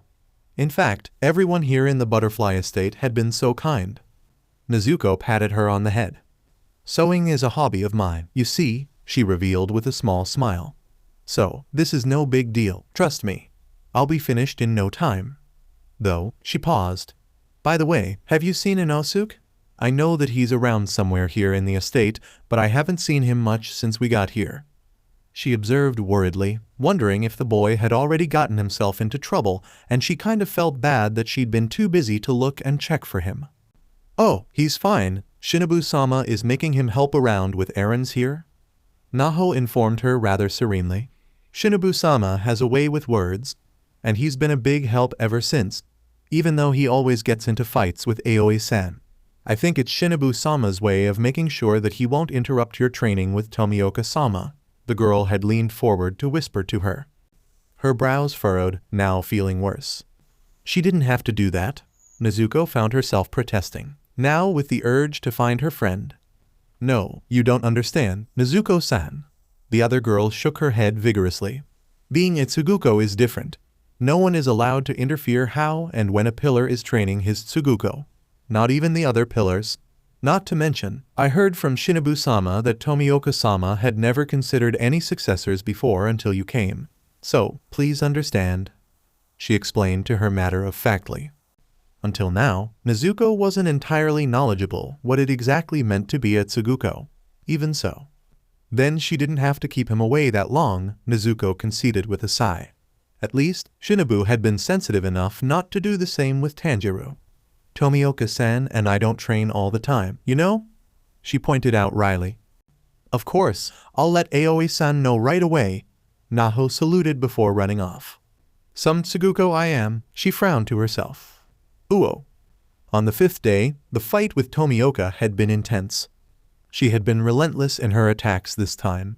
It didn't take her long to notice that the faster she got, Tomioka always moved at a speed that was only marginally brisker than hers. It was a puzzling move on his part until she realized that as he kept up with her pace, she couldn't really shake him off either. In a way, he was subtly teaching her, making her footwork follow after his without her noticing, the accuracy of her swing and stabs increasing as she was forced to retaliate in a close quarter. And he always made sure his attacks left painful and lasting impressions on her body so she wouldn't repeat the same mistake. Thankfully, Shinobu had always been generous with her medicinal balms for her bruises. It let Nezuko sleep peacefully at night. Block, step back, left, push. Her mind was simply reciting what she had been doing. She had been so focused on moving that when she'd finally landed a blow on Tomioka, she hadn't even noticed. He'd blocked the low slash that she'd aimed for his leg, and her intuition had let her move out of a close call when he tried to elbow her weapon out of her hand. Instead of pulling back, she'd trusted the hum of her intuition, shifted on her feet and slashed upwards instead. Though, to be fair to him, it hadn't been exactly a blow. But she'd managed to graze the bottom of his chin when he tried to move out of the way. It had apparently surprised the other into pausing for a moment. That was why Nezuko had been shocked that when she'd follow up on it with a sideward slash that she knew he should have been able to evade, her attack had landed solidly on his cheek, making him stagger on his feet. She blinked owlishly, before gaping as her red eyes caught the blooming bruise on his cheek. Tomioka-san, she panicked. She fretted as she hastily sought the burgundy eyes of her brother. Thankfully, after the 2nd day when she'd gained new colors to her skin following every spar, Tanjiro had taken to keeping with him the balm that Shinobu had given them. Nezuko had to push a bewildered Tomioka to sit down as Tanjiro spread on a rather substantial amount of the ointment onto the man's cheek. I inflicted worse on you, he pointed out as he blinked at the way Tanjiro was gently applying the medication. Urokodaki-san gives worse, she had replied without thinking, referring to the monologue she always had going on during her training in her letters. He startled her when he nodded back almost sympathetically. I've been thrown off a cliff too, Tomioka merely said on the subject. Tanjiro was staring between the two of them with furrowed brows, something like horror dawning in his widening eyes. Nezuko forgot that while he had been able to witness her train on some nights, he hadn't been there for her training hours during the day as the sun was present. To her alarm, his slitted burgundy eyes began to fill with tears as he lightly tugged on Nezuko's hand. Kneeling on the floor to be on eye level with him, She shared a confused glance with Tomioka. She didn't know who was more surprised between the two of them when Tanjiro threw his skinny arms around them, limbs curling around their necks for a hug. "Oni-chan?" Nezuko called out worriedly. Looking at Tomioka, the man remained frozen, eyes wide. Tanjiro tapped her on the back twice, then once. "Ah, Oni-chan, I am too. He says he's glad we're here," she grinned. "Uo. You look like shit, Itsuki," Inosuke told her over dinner on her 9th day of stay here as he gobbled rice ball after rice ball.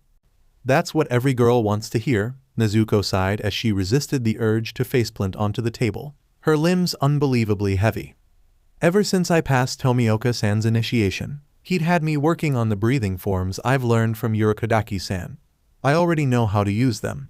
But right now, he had me sparring with him while maintaining that technique the whole fight," she explained to him tiredly as she sluggishly chewed on her food. The first time he'd had her doing it, she'd only lasted for a good 10 minutes before it felt like her lungs would collapse on itself. Back at the final selection, she had normally performed the full focus breathing when using the breath of water forms, though to continuously do it demanded a lot of strength and lung capacity, and not to mention the concentration needed to maintain it while fighting. Right now, she realized that her base stamina was even worse than she imagined. She would have to continue with the basics that Urokodaki had taught her. "What have you been up to, Inosuke?" Nezuko asked curiously, as she only ever saw the other boy during dinner time. "Playing tag with some girl," he growled as he angrily munched on his food. "Honestly, what is it with you girls being so strong?" he grumbled almost petulantly as he scrunched his nose when Tanjiro quietly wiped the rice bits on the corners of his mouth with a cloth from beside him. "Hey, cut that out, I'm not a baby," Inosuke complained loudly before subsiding as Tanjiro offered him another rice ball. "A girl?" She tilted her head in question. "The other one from the final selection." Inosuke eyed Tanjiro suspiciously as he slowly ate his food, making sure that he didn't have rice on his face this time. Nezuko blinked at that. He was most likely talking about Kanao, as the other girls have called her. She had only caught glimpses of the other girl from time to time. Nezuko didn't have the opportunity to talk to her yet, and Kanao kept mostly to herself. Though, she wondered what kind of person she was. And did Inosuke say tag? Nope, must be her exhaustion making her hear things. "Inosuke, if you're ever lonely, you can always go to us, you know?" Nezuko spoke without thinking, eyes drooping as she yawned. "Who says I'm lonely, huh?" he exploded as he rounded on her. "You think I can't go on by myself?" He sounded honestly offended and, as always, missing the context of her words. "Maybe I'm the lonely one," she smiled at him sleepily as she stood up with another yawn. "Good night, Inosuke," she waved over her shoulder tiredly despite his protests to explain herself as she padded her way back to Urokodaki's room. Sleep sounded like a good idea right now. Someone caught her hand and looking down, she saw Tanjiro swinging their hands idly. She smiled. Uo. On the 15th day when her blade had finally arrived, Nezuko knew she shouldn't be surprised. But she was still left dumbfounded when Shinobu had cheerfully informed her that Tomioka had left the night prior to attend to some duties without so much as a by your leave. Apparently, the only words he left for Nezuko was for her to do her best as a demon slayer, to keep practicing what he taught her, and he would see how much she'd improved the next time she saw him. She wasn't sure if the pitying look Shinobu had given her was justified. Kamado Nezuko, Kamado Tanjiro, a mission. You've been silent all this time ever since you've been here, Hagenzuka-san. Nezuko worriedly wrung her hands as she sat across from the unnerving man in the Hayatoko mask that early morning who, after having introduced himself earlier, hadn't uttered a word as soon as his eyes landed on her. Her older brother, who was now finally in his normal 15-year-old form, crossed his arms and tilted his head, making a questioning noise as well. Bandages were still wrapped around his head, face and hands as the burns hadn't been properly healing despite Shinobu's help on the matter.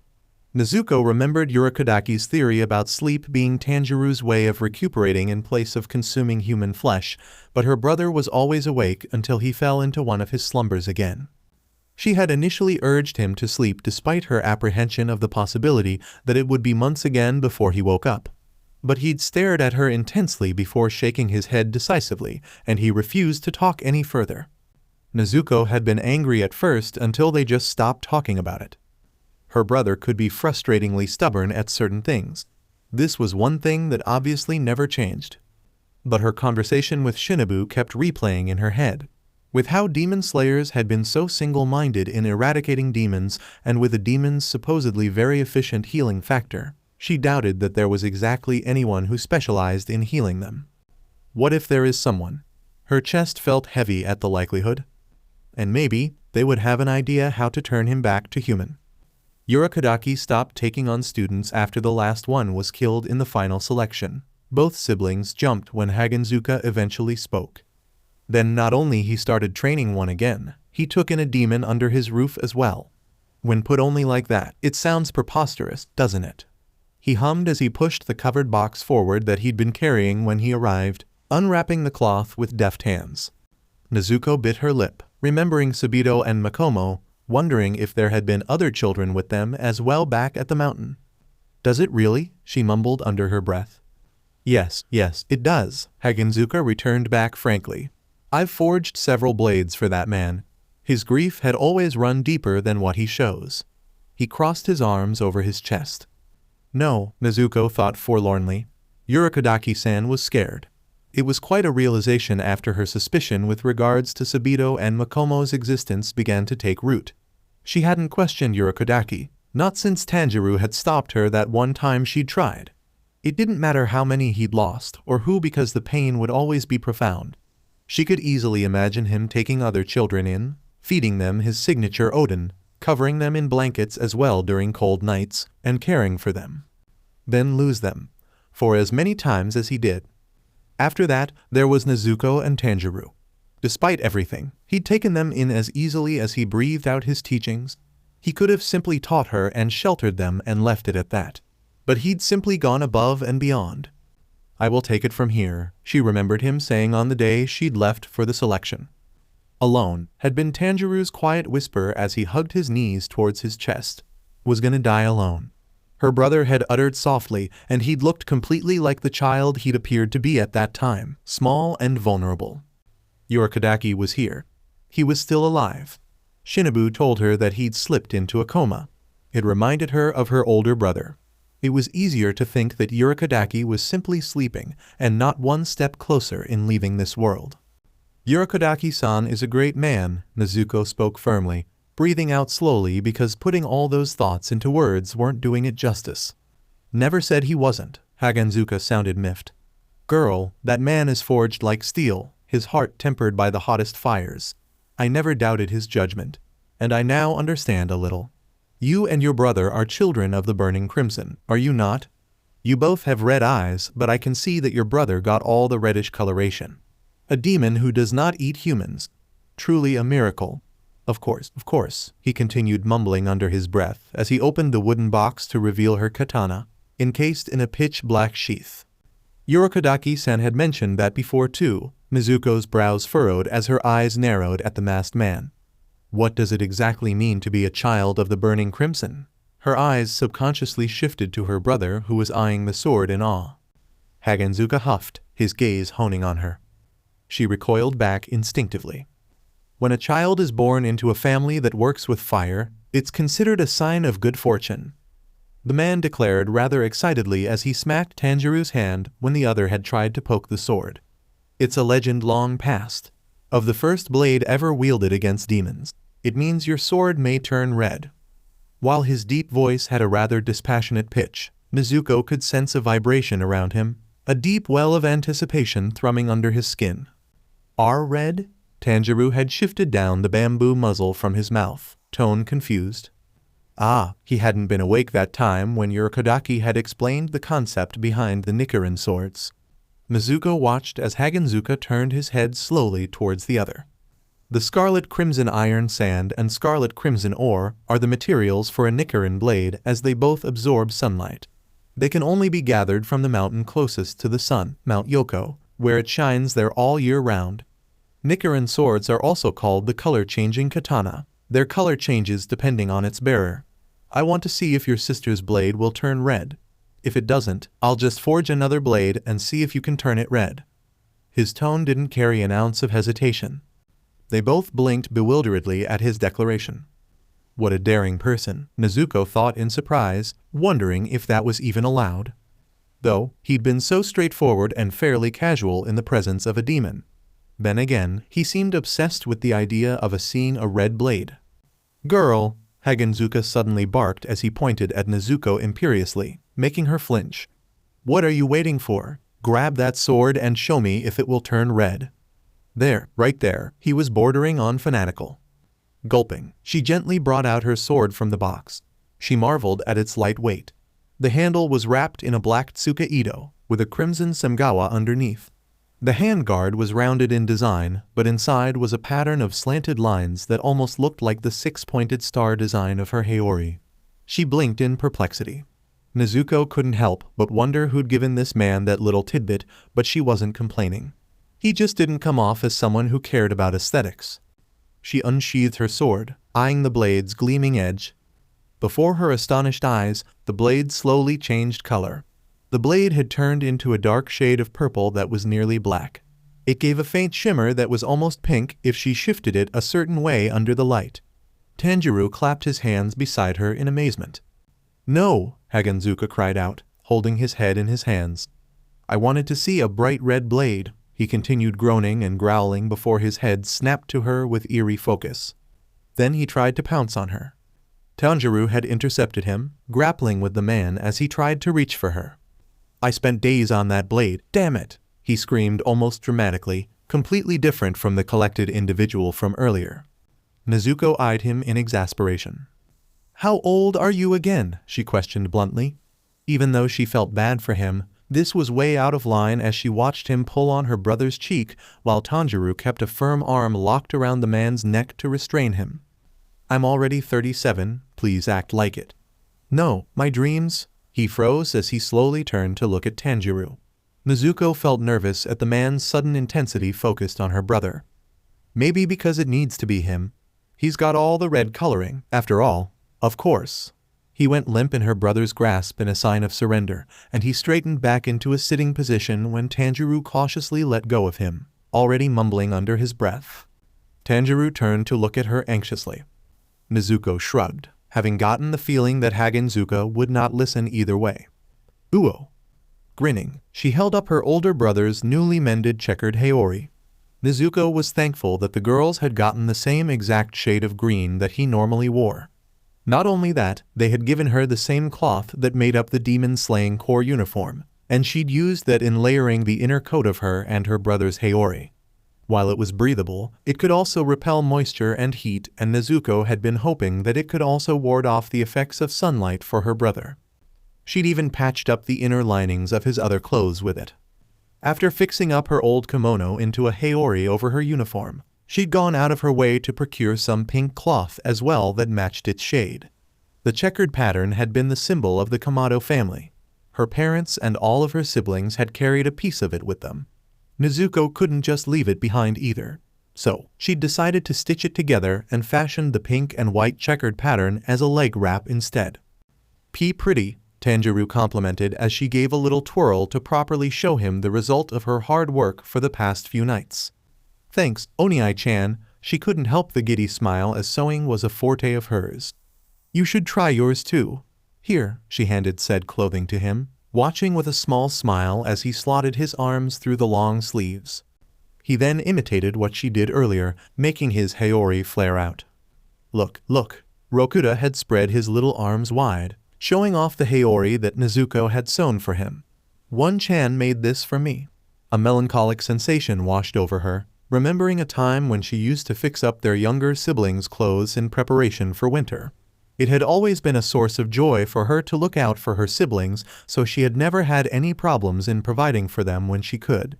Just to see the smiles on their faces, the tokens of happiness that they had all shared, Nezuko always kept those feelings close to her heart.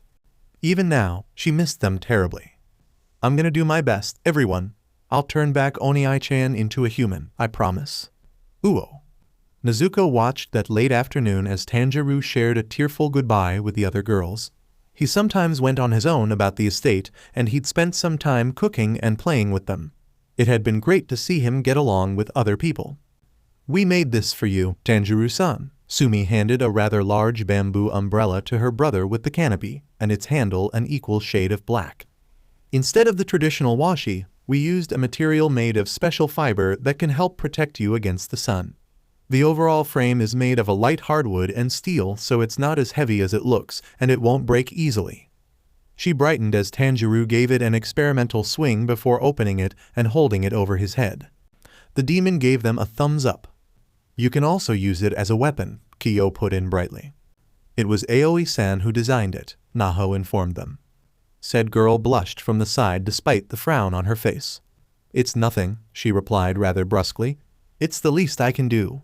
After all, you're going out there and risking your life.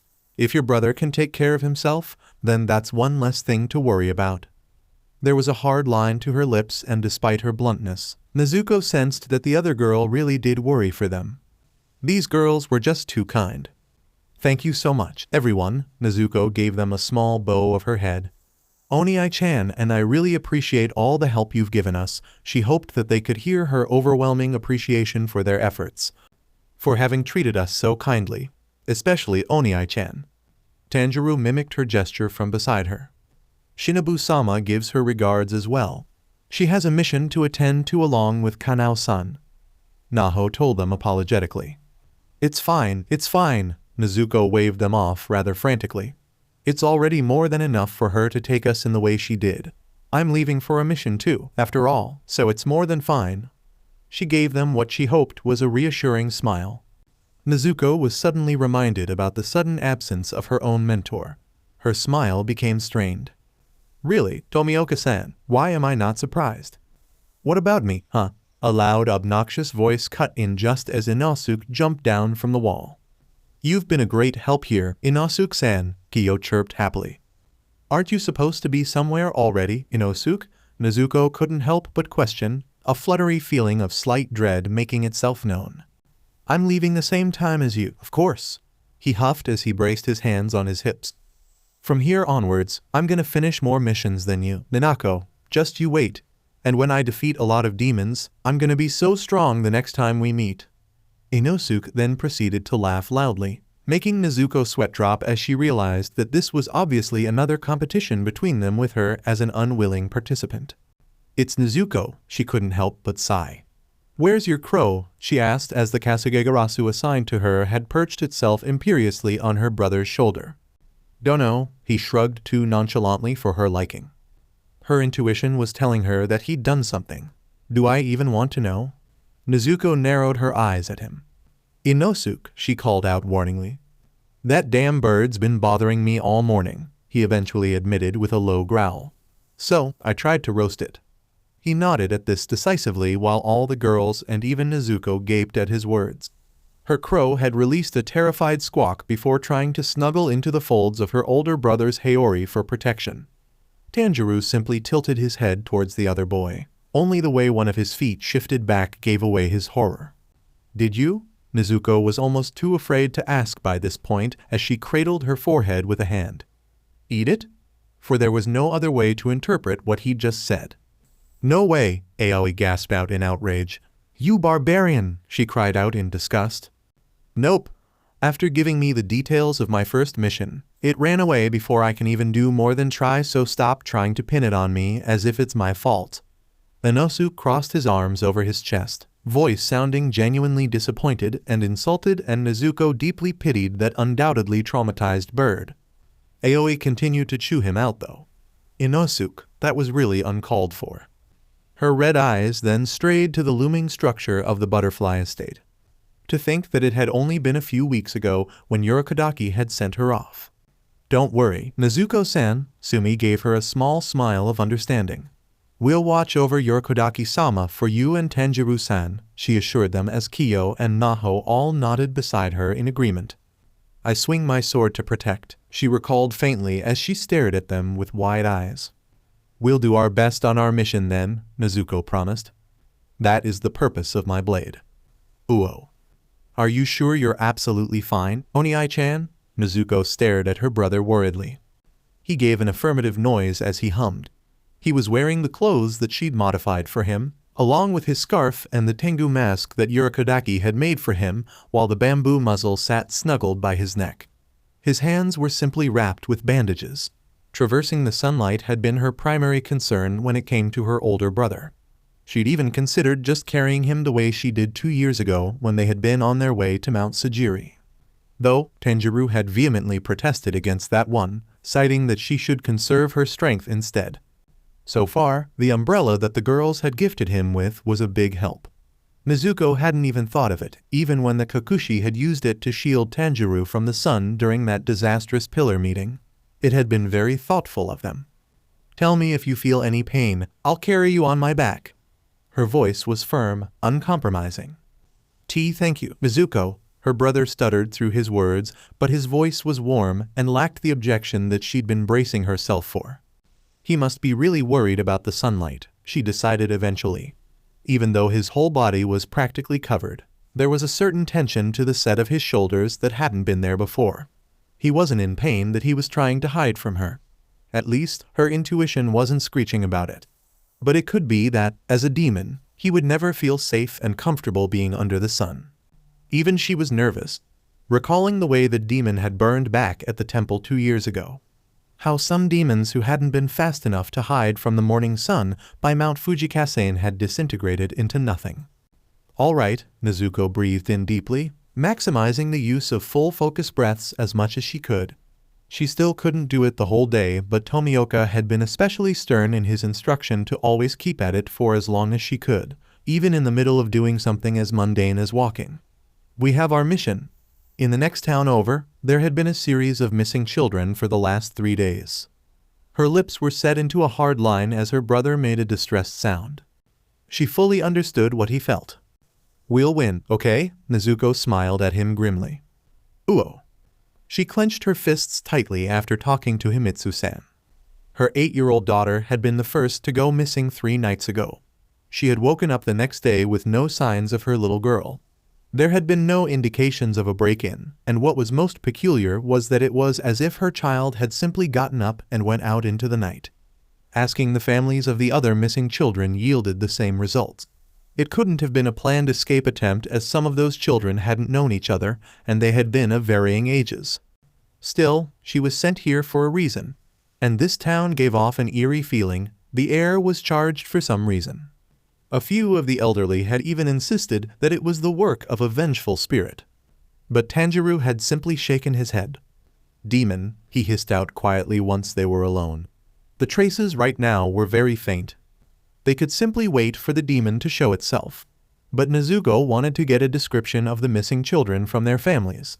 It was a small chance, but she was hoping that they could still save them. And any information they could get would be helpful. It was already nearing evening, and they were on their way to the family of the recent missing victim. There had already been 6 children in total who'd disappeared. Nezuko didn't want to add more to that list. To be honest, this was hitting close to home. She had a lot of younger siblings after all. She and Tanjiro quietly stopped by the small store that sold dango where the other townsfolk had kindly pointed her to. This was where Hitori Shinji lived with his 9-year-old son, Izumo. The place was closed, but it wouldn't stop Nezuko from trying to talk to him. She'd tried knocking on the frame of the shoji doors, but no one was answering. Growing worried, she shared a look with Tanjiro as her hand subconsciously went to the handle of her sword. Someone stopped them before either of them could think of entering the place. "Hey!" someone shouted from behind them. "What do you think you're doing?" An outraged voice called out, and both siblings whirled around to face a haggard-looking man, running to them with a rather fearsome look on his face. "We're looking for Hitori-san." Nezuko loosened her stance and replied politely. "You're speaking to him," he replied with furrowed brows, now confused. "I'm Kamado Nezuko, and this is my older brother, Tanjiro. We're here to investigate the case of missing children," she continued rather cautiously but straight to the point, having warned by Shinobu that the Demon-Slaying Corps wasn't officially a recognized organization by the government. "And we just wanted to ask a few questions." She hoped that it came out as calmly as she wanted because she was extremely worried. This mission needed to be finished tonight or else another child would be lost. Hitori stared at them skeptically. The dark-haired girl wondered what kind of picture they made to him. a girl carrying a sword, a boy in a Tengu mask and umbrella. "Come in," the man finally sighed as he walked past them and opened the doors. The inside of the store smelled heavily of soy and red bean paste. Nezuko pondered how were the people back in their own town doing. It had already been more than 2 years. There had been Misato-san's store that sold good matcha that Takeo especially loved. She wondered if they still remembered her. Or what would they say now if they saw her older brother? After all, Tanjiro had always been popular with the people there. Did they know that most of their family had gotten slaughtered? Back then, she hadn't even considered hesitating in leaving everything she'd known behind. Her home there was already gone. Still, it had been a while when she'd last bought some sweets. Even back at Mount Sajiri, it had always been Urokodaki who'd gone into town to get supplies, while she poured every hour and every minute she could spare in training and getting stronger. When they took their seats, the lines on Hitori's face seemed to deepen with worry, the way her mother's did when one of them ever got sick. "I'm sorry, I've spent all day trying to look for Izumo," the father told them in distress. "No one in town had seen him. The authorities are trying, but I'm grasping at straws at this point. Are you really here to investigate the mysterious disappearances?" His eyes shined with a certain kind of desperation that resonated within Nezuko. It bothered her. "Yes," she slowly nodded. "And we appreciate it if you can provide us with any detail that you think is important." Was Izumo acting any differently? She questioned straightforwardly because, at this point, there was no use in dancing around the subject when there were lives on the line. Hitori's gaze on her was heavy.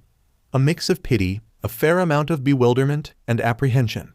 It was not outright judging, and yet, "You are a child as well," his brown eyes seemed to say. Nezuko tried not to feel conscious about herself, but he must have seen something in her and her brother because despite his obvious reservation, he willingly gave them the details. There had been no signs of the missing children being taken.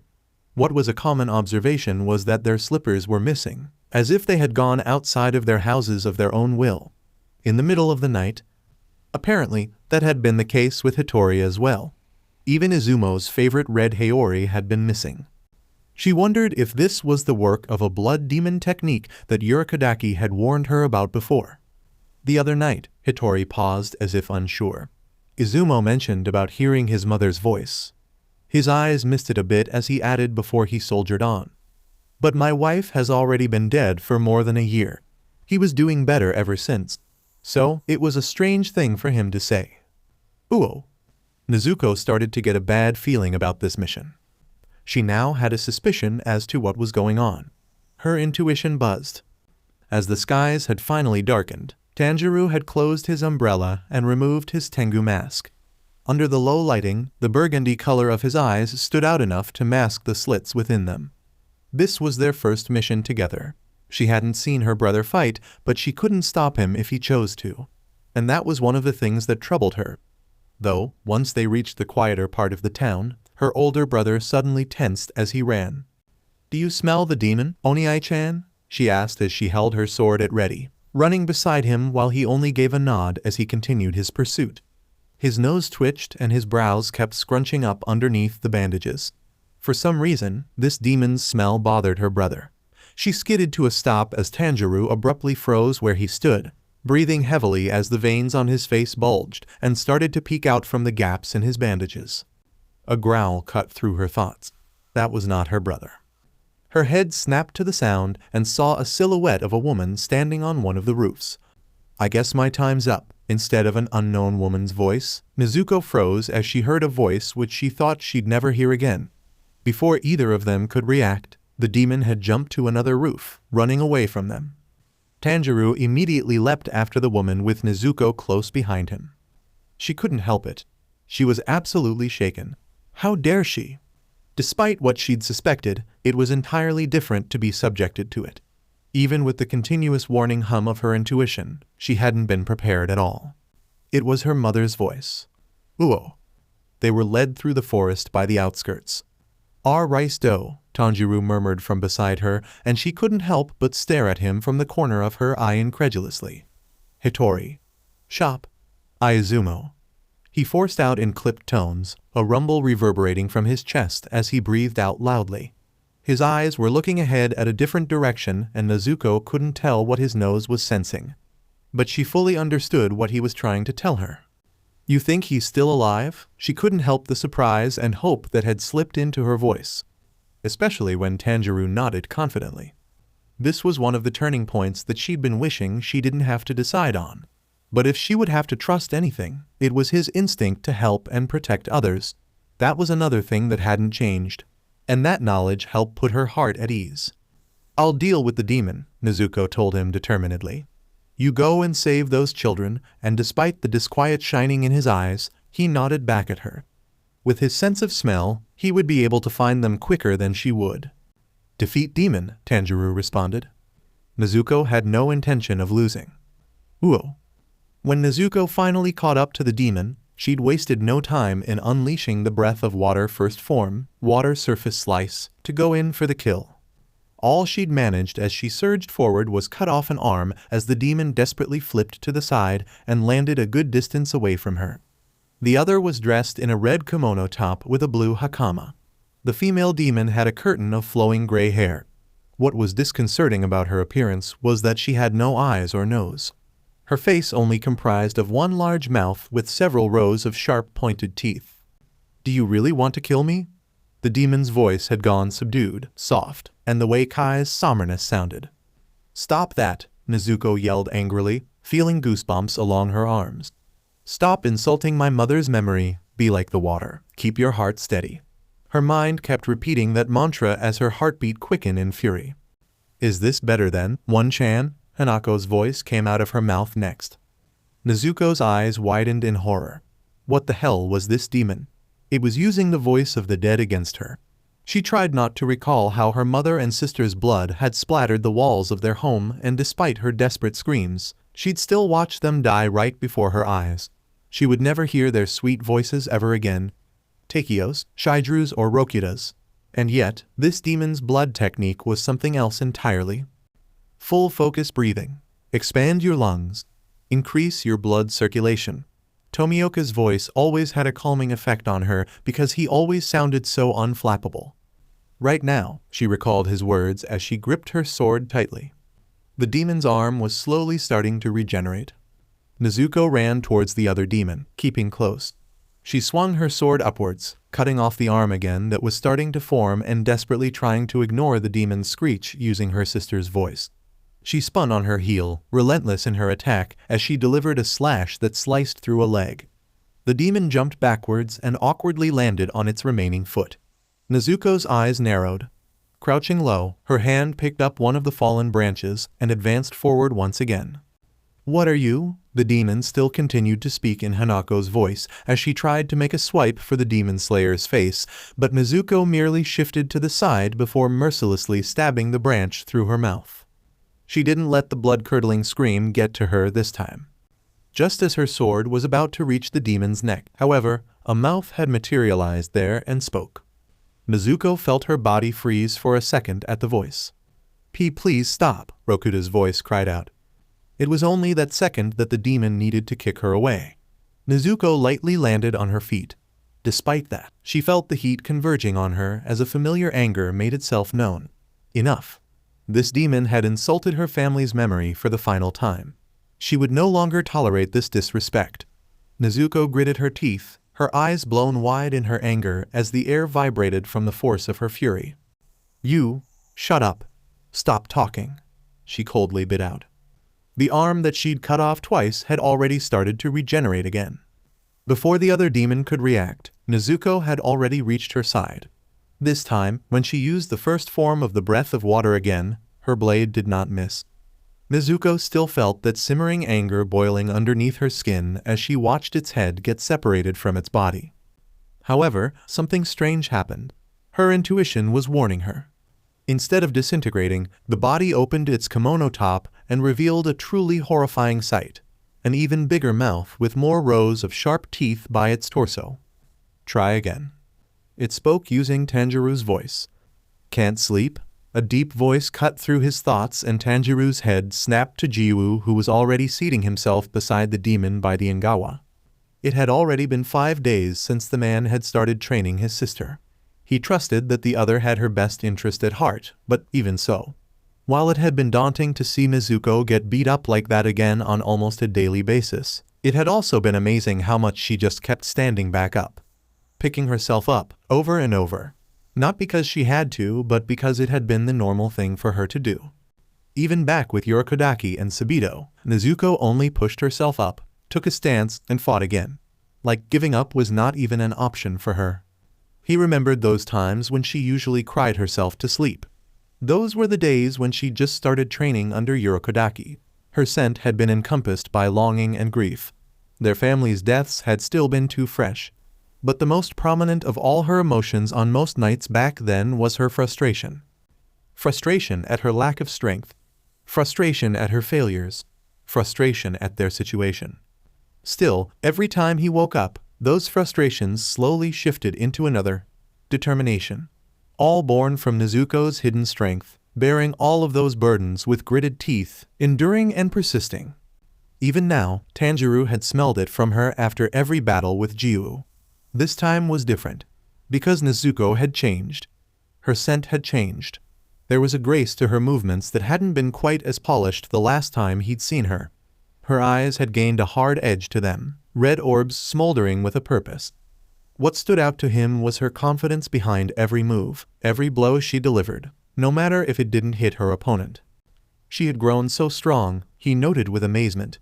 Even back at that gathering with the Oyakata's people, she'd stood there with her sword, unwavering. Earlier, she had finally landed a blow on Jiu. He could still see the bruise on the man's cheek. After 5 days of constant frustration, her will had overcome yet another hurdle, and she'd come out even more determined. Tanjiro was so proud of her accomplishments. What saddened him was that he hadn't been there for her every step of the way, to see her grow the way she did. He hadn't been there for her. Seeing that Jiu was still waiting for his response, Tanjiro nodded his head. "I see," Jiu merely said on the matter. It was quiet after a while before he felt a hand on his bandaged face, right where the burns from the sunlight still existed. He flinched at the unexpected contact and the way the wounds gave the slightest throb under the touch. Shinobu had treated it, but just like that time 2 years ago, they took their time to properly heal. He could tell that it bothered Nezuko greatly. It had been a cause of conflict between the two of them. "You need to fight," Sabito's voice reminded him. "You've slept long enough." "You're still unwell," Jiu pointed out with a minuscule downturn of his lips. "And you're still a child," he further observed, his icy blue eyes heavy on Tanjiro as he pulled his hand back. Tanjiro had found out that it took less of his strength to heal wounds if he was in this form. His other injuries that Akaza had inflicted on him had already fully healed. Only the burns had remained. Fine, he crossed his arms and huffed. Compared to when he first came here, it was the truth. Furthermore, you're still not hungry. There was a shift in the man's scent, questioning, bewilderment, and apprehension. Because the question would always be how long this would last. Even Tanjiro feared the answer. And yet, this was the man that had wagered his life on Tanjiro's humanity. Subconsciously, his hand shifted to the bamboo muzzle hanging loosely by his neck. This was a new one that Jiu had given him, as the previous one had been lost at the mountain from when his enemy had carelessly tossed it. This was a symbol of his lack of need to consume human flesh, that he would never harm humans. Though, the more people expected a verbal response from him, the more he found himself removing it from his mouth. The trust given to him for that was absolutely breathtaking. He recalled the man from that meeting with the Oyakata, shedding blood in an effort to call on Tanjiro's bloodlust. But he'd stared at him in confusion as the blood he'd smelled was overly sweet. Whoever he was, his blood was special, and that was the reason behind his certainty that the burgundy-haired demon would act out. Tanjiro had been nervous at what exactly was expected from him, because the truth of the matter was that Tanjiro wasn't hungry. He was starting to understand that it wasn't normal for a demon. And not, he's hugged his knees to his chest. And never hurt others, these were the words he'd promised to Nezuko, to others, and to himself. Never ever hurt them, Urokodaki's voice echoed in his mind, a promise that had been made. I won't, Urokodaki-san, he thought forlornly. Your sister has grown stronger, Jiu told him as his gaze shifted towards the stars. 2 years ago, she begged me for your life. That day, I pointed my blade at you because it was my duty to slay demons, and you surrendered. For 2 years, I've always wondered if I made the right decision back then. I can see that I did." When the man stared back at him, it was as if ice had thawed to reveal the sparkling waters of spring. Jiwoo's gaze was simply warm. Tomioka-san has changed. He remembered Nezuko telling him one night. "I can't really put it into words, but my intuition's telling me that it's a good change." This time, the man continued as he shifted to reach out a hand again and put it onto the burgundy-haired demon's head. "I want you to fight for it. Fight for the life that you've been given. Nezuko has already found who she wields her blade for. When you fight, remember who you're doing it for." Something like a smile curved his lips even if Jiwoo's scent was that of aching sadness. Still, he stared at the man in awe as the words from that day resonated with him. "That's what it means for you to live." Uo. Tanjiro bit onto the bamboo again as he separated from Nezuko. He didn't want to leave her side at a time like this, but she had trusted him, and it was only right for him to return it. She was stronger than even she gave herself credit for. Even Jiwoo had acknowledged it. Still, there was something in the way her scent had become clouded when that demon had spoken earlier. He hadn't pointed it out because Tanjiro hadn't recognized the voice. Not right away. Even now, as he thought about it some more, his mind could barely conjure up a glimpse of gentle hands and someone talking to him. What bothered him even more was the stench that accompanied the demon before. It was a separate scent, completely removed from the demon itself. It had smelled so rotten and the hint of decay unsettled him. It was the smell of death. How many people had that demon killed? Still, while he knew the tragedy that demons caused, it had been eye-opening to see it firsthand as the families of the missing children were wrought with hopelessness and despair.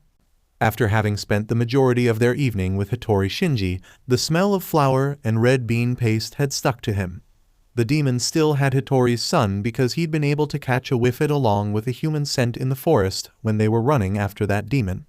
Tanjiro knew that there was still a chance to save those kids. He could use his strength as a demon to protect humans instead. The Oyakata had said that. It was possible. Tanjiro wanted to believe it. After running for quite some time, the stronger the scent had gotten along with the smell of fear and blood. This far into the forest, there was a cave where it all originated from. Even from the entrance, he could hear the faint whimpers of someone. As soon as he entered, he froze in his tracks, his eyes wide. The traces of the demon's scent that he'd tracked here was particularly strong. Shaking his head to get rid of the bad feeling he'd gotten at that thought, he dashed inside to focus on his goal. "Who's there?" a young voice cried, and a whimper of another accompanied this question. To hear the raw terror at such a young voice honestly made Tanjiro's chest feel heavy. Cautiously trotting towards them as soon as he turned over a corner, he was met with the sight of a whimpering dark-haired boy huddled by the walls. There wasn't much light inside the place, but Tanjiro was confused. Earlier he knew that he'd heard two voices, though he realized that he hadn't been able to distinguish two different scents because of the demon's lingering trace. And even then, he only had been able to identify the smell of rice dough all the way here from this boy who was clearly Hattori's son. Getting down to his knees carefully as to not startle the boy badly, he lightly patted the other's head. As expected, the younger boy flinched and froze. It took a while before amber eyes that was the same shade as Hattori's peeked out as the other raised his head from his knees. Tanjiro continued patting his head to calm him down. He was a bit apprehensive that he'd scare the other because of his appearance, but the boy merely sniffled and blinked teary eyes at him in confusion. Confusion was better than fear. His eyes then shifted to the bleeding gashes on the boy's right leg, tearing through muscles and tendon. His eyes narrowed as he realized that it was to keep him from running away. Wordlessly, he unraveled the bandages around one of his arms. He and Nezuko could just stock up on them when this horrifying mission was over. The boy flinched and let out a small cry when Tanjiro gently grabbed his injured foot to lightly clean the wound with a handkerchief given to him by Aoi before bringing out the ointment provided to him by Shinobu in case of injuries. "Who are you?" Hattori Izumo asked quietly, and it was surprising that he let Tanjiro treat him. Being held captive by a demon, Tanjiro thought the boy would have at least resisted until he'd proven himself, especially with his appearance. Tanjiro didn't answer, focused on wrapping the bandages on the other's leg. It wasn't like he wanted to remove the bamboo muzzle either. He wasn't sure the sight of his fangs would be taken well. After he was done, he tapped the other's knee in what he hoped was a reassuring gesture. "You met Atu-san, didn't you?" Izumo suddenly spoke as he nestled further into the red haori wrapped around him. "You got the starch marks from sitting in our shop," the boy murmured as he pointed at the bottom of Tanjiro's checkered haori. He blinked bewilderedly as he saw the said stains. They were faint, it was hard to see in this lighting, and he hadn't even noticed them. But this kid... Are you here to help?" Tanjiro's head snapped to the direction that went deeper into the cave where a child's voice earlier had come from. He went to stand up to check on it when a small hand seized his sleeve to stop him. Hitori Izumo was staring at him with wide eyes, whole being shaking. Tanjiro figured that the boy was scared of being left alone after the whole ordeal, so he patted his head again to reassure him and gestured that he intended to follow the voice of the other kid inside the cave. The demon scent was stronger back there for some reason, and he was smelling a lot of blood, which worried him. Tanjiro had been able to follow the scent here because Izumo's scent had intermingled with the demons who had obviously left this cave earlier. Though, Izumo merely bit his lip and shook his head frantically. Please," someone pleaded, and Tanjiro's hand tightened around the handle of his umbrella.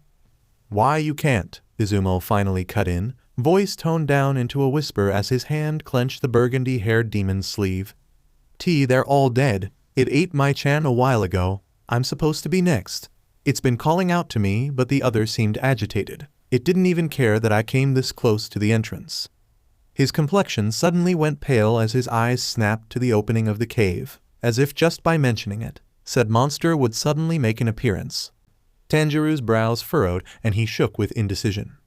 From Izumo's words, it could be a trap, but at the off chance that it was a wounded child, he couldn't let it go either.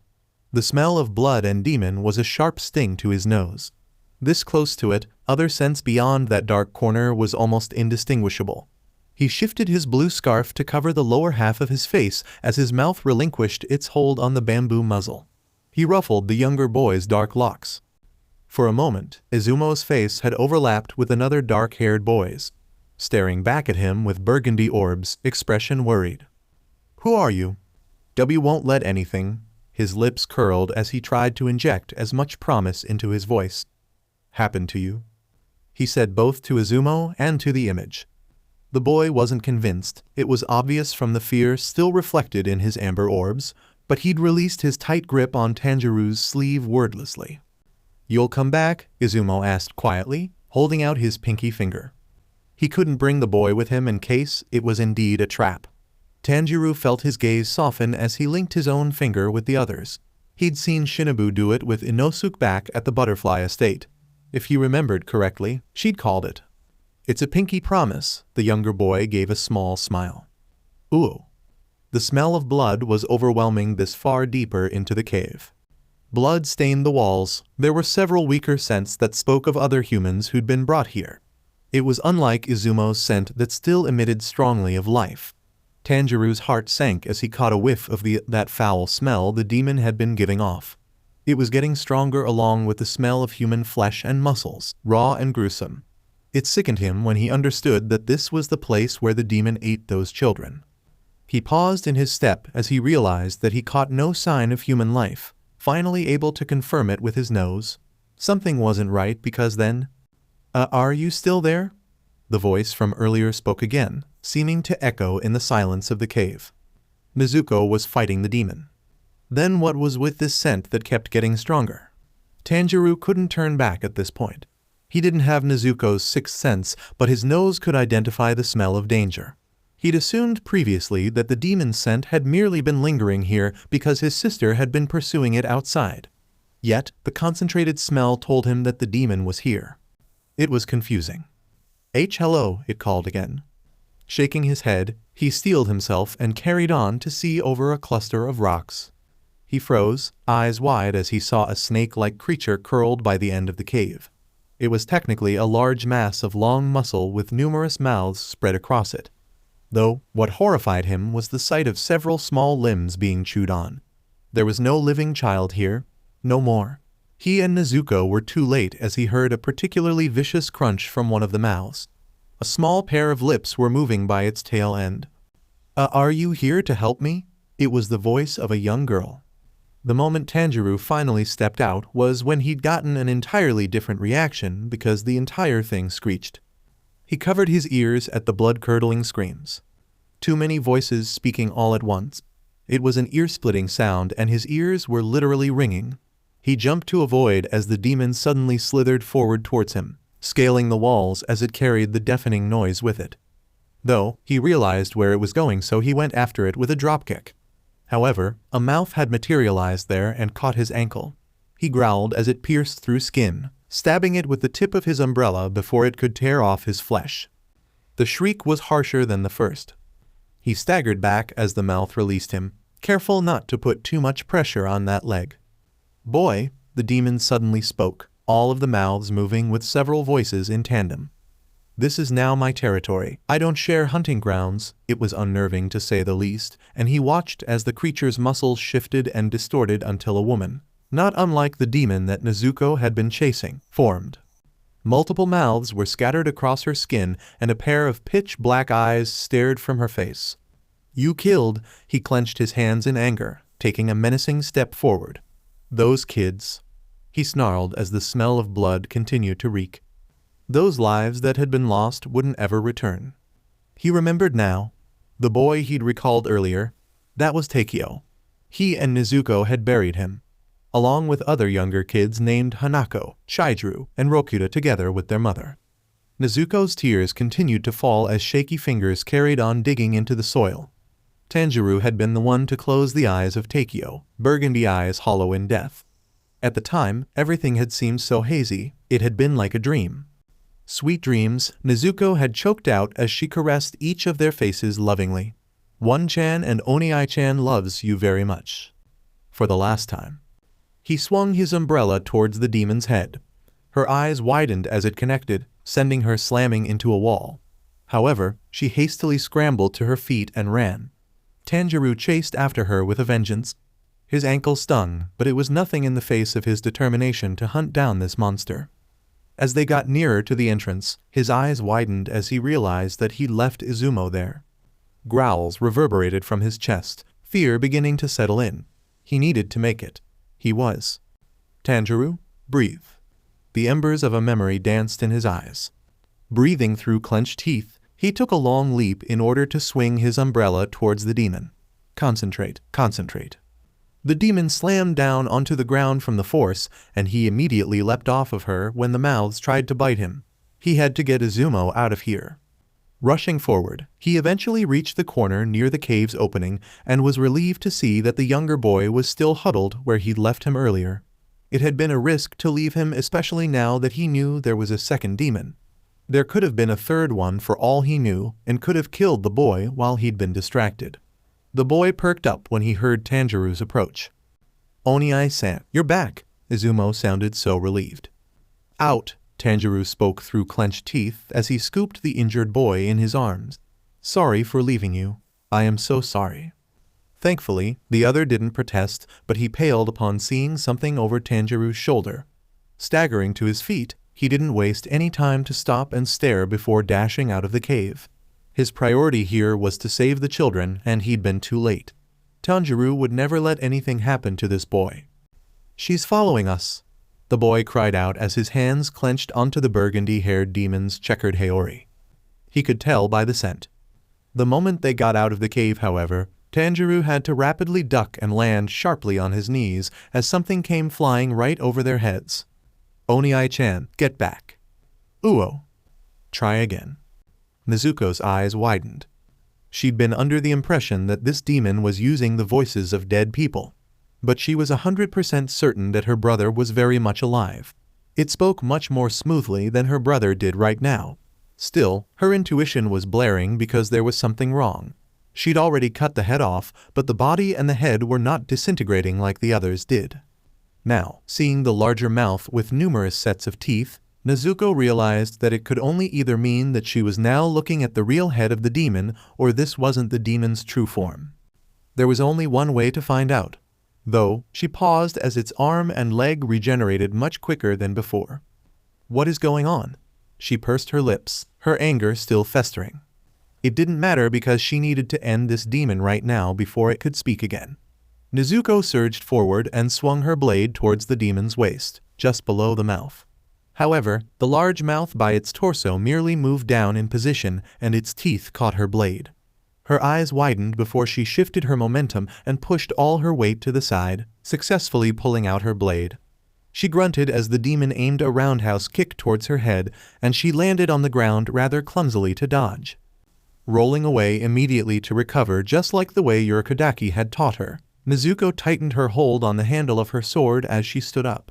If there was one lesson that Sabito had effectively drilled into her, it was that she could never afford to lose her weapon. Lose a finger, lose a limb, he'd voiced darkly as his hand came close to crushing her wrist back then. But if you lose your blade, you lose your life. Before she could think of attacking again, however, the demon suddenly hunched on itself and shrieked loudly. This time, it hadn't continued to use her brother's voice. It was a woman's voice, shrill and distorted. Nezuko watched with wide eyes as it fell on the ground on all fours, screaming and convulsing. Dark purple veins branched out across its skin, twisting and bulging like cords on the expanse of its flesh. The rows of teeth shifted unnaturally, emitting loud cracking sounds, until everything in the clearing suddenly fell silent. Nezuko didn't know what was happening. The demon didn't attack her. Instead, it crawled its way into the forest. Nezuko pursued it with single-minded focus. Your mission's not yet over. She tried to reach the creature with her sword, managing to slice off its left leg, and even then, it just continued to scurry away from her. More. Just one more and she'd destroy this abomination. Breathe, send air all the way to my fingertips. Increase your heart rate, maintain it. Leaping up high, Nezuko held her sword above her head and let her blade descend heavily on her enemy using the 8-form waterfall jar as they neared what appeared to be a cavern by a small mountain. Its teeth tried to catch her blade once again, but the momentum and force of her attack merely sliced through it.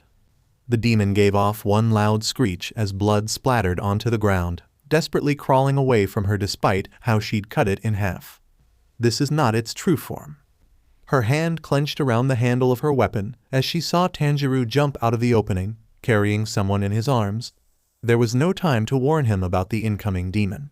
However, she released a shaky sigh of relief when her brother was able to dodge by going down on his knees as the other half of the demon made one last frantic attempt to get away. It was time to end this as she saw something emerging from behind them. "Onii-chan, get back!" she yelled as loudly as she could, almost flying over them as she made to deliver a concentrated slash towards the demon. The demon she'd been chasing had crawled to the newcomer. Nezuko's brows furrowed as she noticed that this one looked similar to the demon she had been fighting against. Only, it had eyes that seemed to stare at her straight from the abyss. This is it, she determined as she shifted her hold on her sword. First form, water surface slice. She swung her blade towards its neck, gritting her teeth, but the demon bent its neck sideward almost unnaturally, with the audible crack of its neck breaking to avoid her blade. One of the mouths on its skin reached out and tried to bite her, but her body was already moving, guided by her intuition. Using the sheath of her weapon, she successfully parried the attack and pushed off of the demon. Nezuko watched with a wince as those mouths pounced on the demon she'd been chasing earlier, consuming it. "You're quite the troublesome demon slayer," the demon growled angrily in her mother's voice again, glaring at her. "I've always been able to avoid being killed by the likes of you because I can split myself to have someone fight and do the dirty work for me. However, to think that a demon would side with the likes of you?" Her voice rang with disdain, and it all sounded wrong to hear it in her mother's normally gentle voice.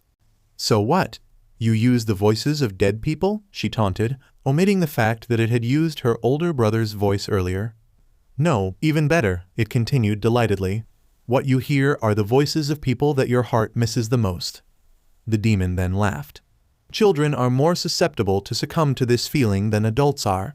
Even though they have less flesh in their body, it's obviously fresher than an adult's any day." A long tongue slithered out of one of Sit's mouth, and it was obviously trying to provoke her. Without any warning whatsoever, the demon then surged forward. It was faster than the other one earlier. If she deduced it right, then this meant that splitting itself meant splitting its power too. Ducking under the swipe for her head, Nezuko focused on slashing upward. Unlike with the opponent's back at the final selection, she couldn't afford to attack this demon with a punch or a kick recklessly because of those mouths. There was a choked cry as she'd managed to slice through its chin before it reared one of its legs towards her side. A mouth had materialized there, and Nezuko clenched her teeth as she used the sheath of her sword to stop it, stabbing it into the mouth. Nezuko jumped backwards to put some distance between them. Those mouths were becoming troublesome.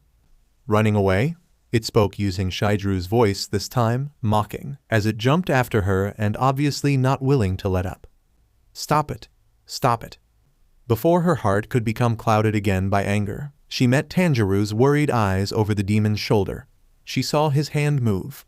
Her eyes widened before she skidded to a stop and tried to go around the demon. Useless, the thing hissed at her in Hanako's voice as one of the mouths from its arms stretched out once again while trying to claw at Nezuko's face. The thing bit onto the length of her sheath, blocking it. Letting go, Nezuko continued moving, and the moment she did, her intuition hummed. There. Her unoccupied hand extended to catch the umbrella that Tanjiro had thrown towards her by its handle. This demon could twist its body as it pleases, but what she needed to do was keep its head from moving. And she could only think of one form suitable for it. Just as the demon twisted to face her once again, Nezuko reared her arm back. The fastest technique of the breath of water. Using her brother's umbrella, her eyes honed on her goal. Faster than the normal eye could see, her arm shot out and stabbed the umbrella through the thing's mouth at half the technique's power, seeing as she wasn't using her dominant hand. Seventh form, piercing raindrop. Tomioka had been adamant about being able to use the forms on either hand. A few days ago, it frustrated Nezuko. Now, it was probably what's saving her life. All of the mouths on its body screeched, but Nezuko held on to the umbrella tightly, unwilling to let it move. Her sword was ready. When she sliced its head off this time, Nezuko watched with bated breath as its head separated from its body.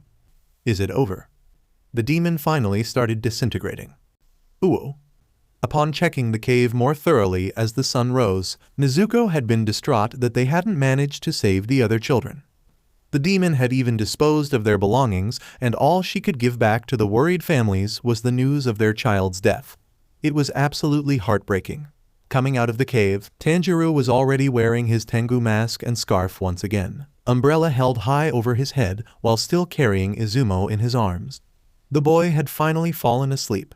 To be honest, he deserved it after what he'd been through. Their mission was to eliminate this demon, but the lives that had been lost didn't make it feel like she'd really accomplished anything. Let me hold your umbrella for you. Nezuko held out her hand, sensing that he wouldn't want to let go of the boy so soon. Her older brother's shoulders slumped in relief as he handed her his umbrella with a bit of difficulty while she made sure to hold the umbrella properly for her brother. The boy in his arms had been the same age as Hanako 2 years ago. If her siblings were still alive, Shijuru would have been the same age as Izumo by now. 2 years had passed too quickly. What you hear are the voices of people that your heart misses the most, the demon had said. What did it mean for her to hear Tanjiro's voice? As they reached the town, they made their discreet way back to Hitori Shinji's house. Oniai-san, their eyes snapped to Izumo, who was still curled up by Tanjiro's chest. You're not human too, are you? The kid asked quietly while Nezuko's eyes widened. Scared?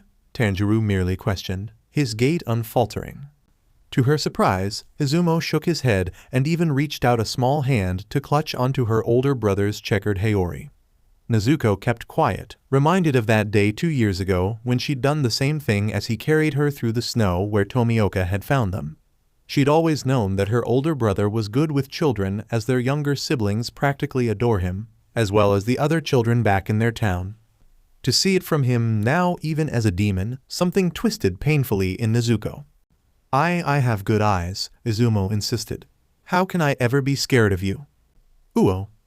Hitori had insisted that he would relay the news to the other families instead. 1. Because it would be taken better if it came from him instead of strangers who had just come into town. After explaining what happened, and with his own son's account as well, the man had readily believed their explanations about demons. And 2. Because not a lot of people knew and believed in those monsters, it would have been hard to explain right away their involvements. and this was one that Nezuko couldn't argue against. It still hadn't sat well with her, though, because she'd wanted to personally apologize to those families. There are some things that couldn't be fixed with apologies. Hitori had been steadfast in expressing his thoughts. Even if you grovel in front of them, there is no way to ease their pain. The man had told her. They'd left the town as soon as Izumo had been settled. Nezuko knew that she wouldn't be able to save everyone. That had been a fact that Urokodaki had continuously disciplined her on as soon as he handed her a sword. She believed his words, but it still left her with a heavy feeling right now when that point was driven home. A lot of people had suffered by the hands of demons, lost loved ones. Their lives taken irrationally, and it was this kind of violence that Nezuko found absolutely unforgivable. It makes me so angry, Nezuko thought as she clenched her fists. She was shaken out of her reverie when her brother yelped and her head snapped towards him just to see her crow flapping its wings by his shoulder. Her hands loosened from its painful clasp as she warily approached them. Mission, mission, it cawed loudly, making her stare at it in deadpan. Next up is Asakusa, Tokyo. There's a rumor of a demon lurking there. Her crow's voice was entirely too gleeful for her liking. And now? Tanjiro voiced out worriedly. You know that we just finished one, right? Nezuko couldn't help it as she gazed blankly at the bird. Just go already, the crow spoke rather demandingly. Go. Give us a moment to breathe, why don't you? We'd be useless if we're not at our best for this mission. When it looked like the bird was going to protest, Nezuko held up a hand.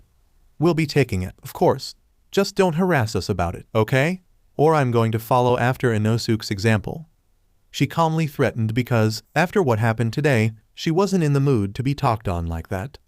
The crow squawked in fear while Tanjiro petted it to get it to settle down. In the end, it took her brother's offer of comfort and gave her what she assumed to be the stink eye. Tanjiro turned to her almost exasperatedly. Nezuko smiled apologetically before something occurred to her. Where's Asakusa? Uo. They were in the middle of the road when her brother suddenly perked up. Before she knew it, he was already running ahead of her. Oni-chan, wait, where are you going? She called out with a huff, already following after him. Still, Nezuko was surprised when she saw him crouching by the side of the road. Her brows furrowed when she saw him cradling a yellow lump. Though, the closer she got, she realized that it was a blond boy who was staring vacantly into air, a sparrow chirping frantically by his head. Her intuition told her that she'd met him before, but, for the life of her, she couldn't recall right away where she'd seen him. The sparrow continued to chirp agitatedly. What's going on? Are you all right? Nezuko crouched beside her brother, her red eyes widening upon seeing the familiar uniform of a demon slayer. Surveying him with her gaze, she could see no visible injury on his person, and her intuition didn't exactly give her a bad feeling. Am I going to die?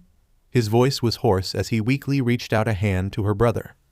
What is this? His brown eyes then suddenly cleared, growing wide as he hastily pushed off her brother with more force than was necessary, screaming as he scurried away from them. Tanjiro grunted from the unexpected action, accidentally letting go of his umbrella as he fell backwards.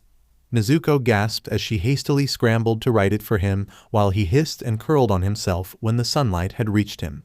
Thankfully, Hitori had provided them with extra bandages and they'd been able to replace the one he'd removed from his arm to help Izumo. Just to reassure herself some more of his safety, she removed her star-patterned haori and draped it over him. Nezuko then turned towards the blonde menacingly. Stop looking at me like that, he cried out rather pitifully as tears began to trickle out of his eyes. How do you expect me to react? I thought I was gonna die. Die, okay? For that matter, why are you with a demon? He sniffled, pointing at her brother almost accusingly. At least, he hadn't pulled out his sword yet. However, you know he's a demon. She was 7 when Nezuko understood how deeply she loved her family for the very first time. Their father's illness had taken a sudden decline due to the abrupt shift in temperatures that came with the winter season. She and Tanjiro had done their best to ease their mother's burden by doing everything she said, especially when she'd just given birth to their youngest sibling months ago. Takeo, Hanako and Shidru were still in awe every time they looked over Rokuta. Though, they always got embarrassed and even whined whenever she tried to recount the memory of how they'd look exactly the same when they'd been born.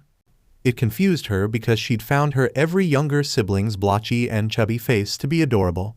She had cooed over each of them with Tanjiro. By afternoon, Takeo and Shidru were cuddled up with their resting father due to the cold to keep him company, and their mother had fallen asleep with Hanako as well while watching over the sleeping Rokuta.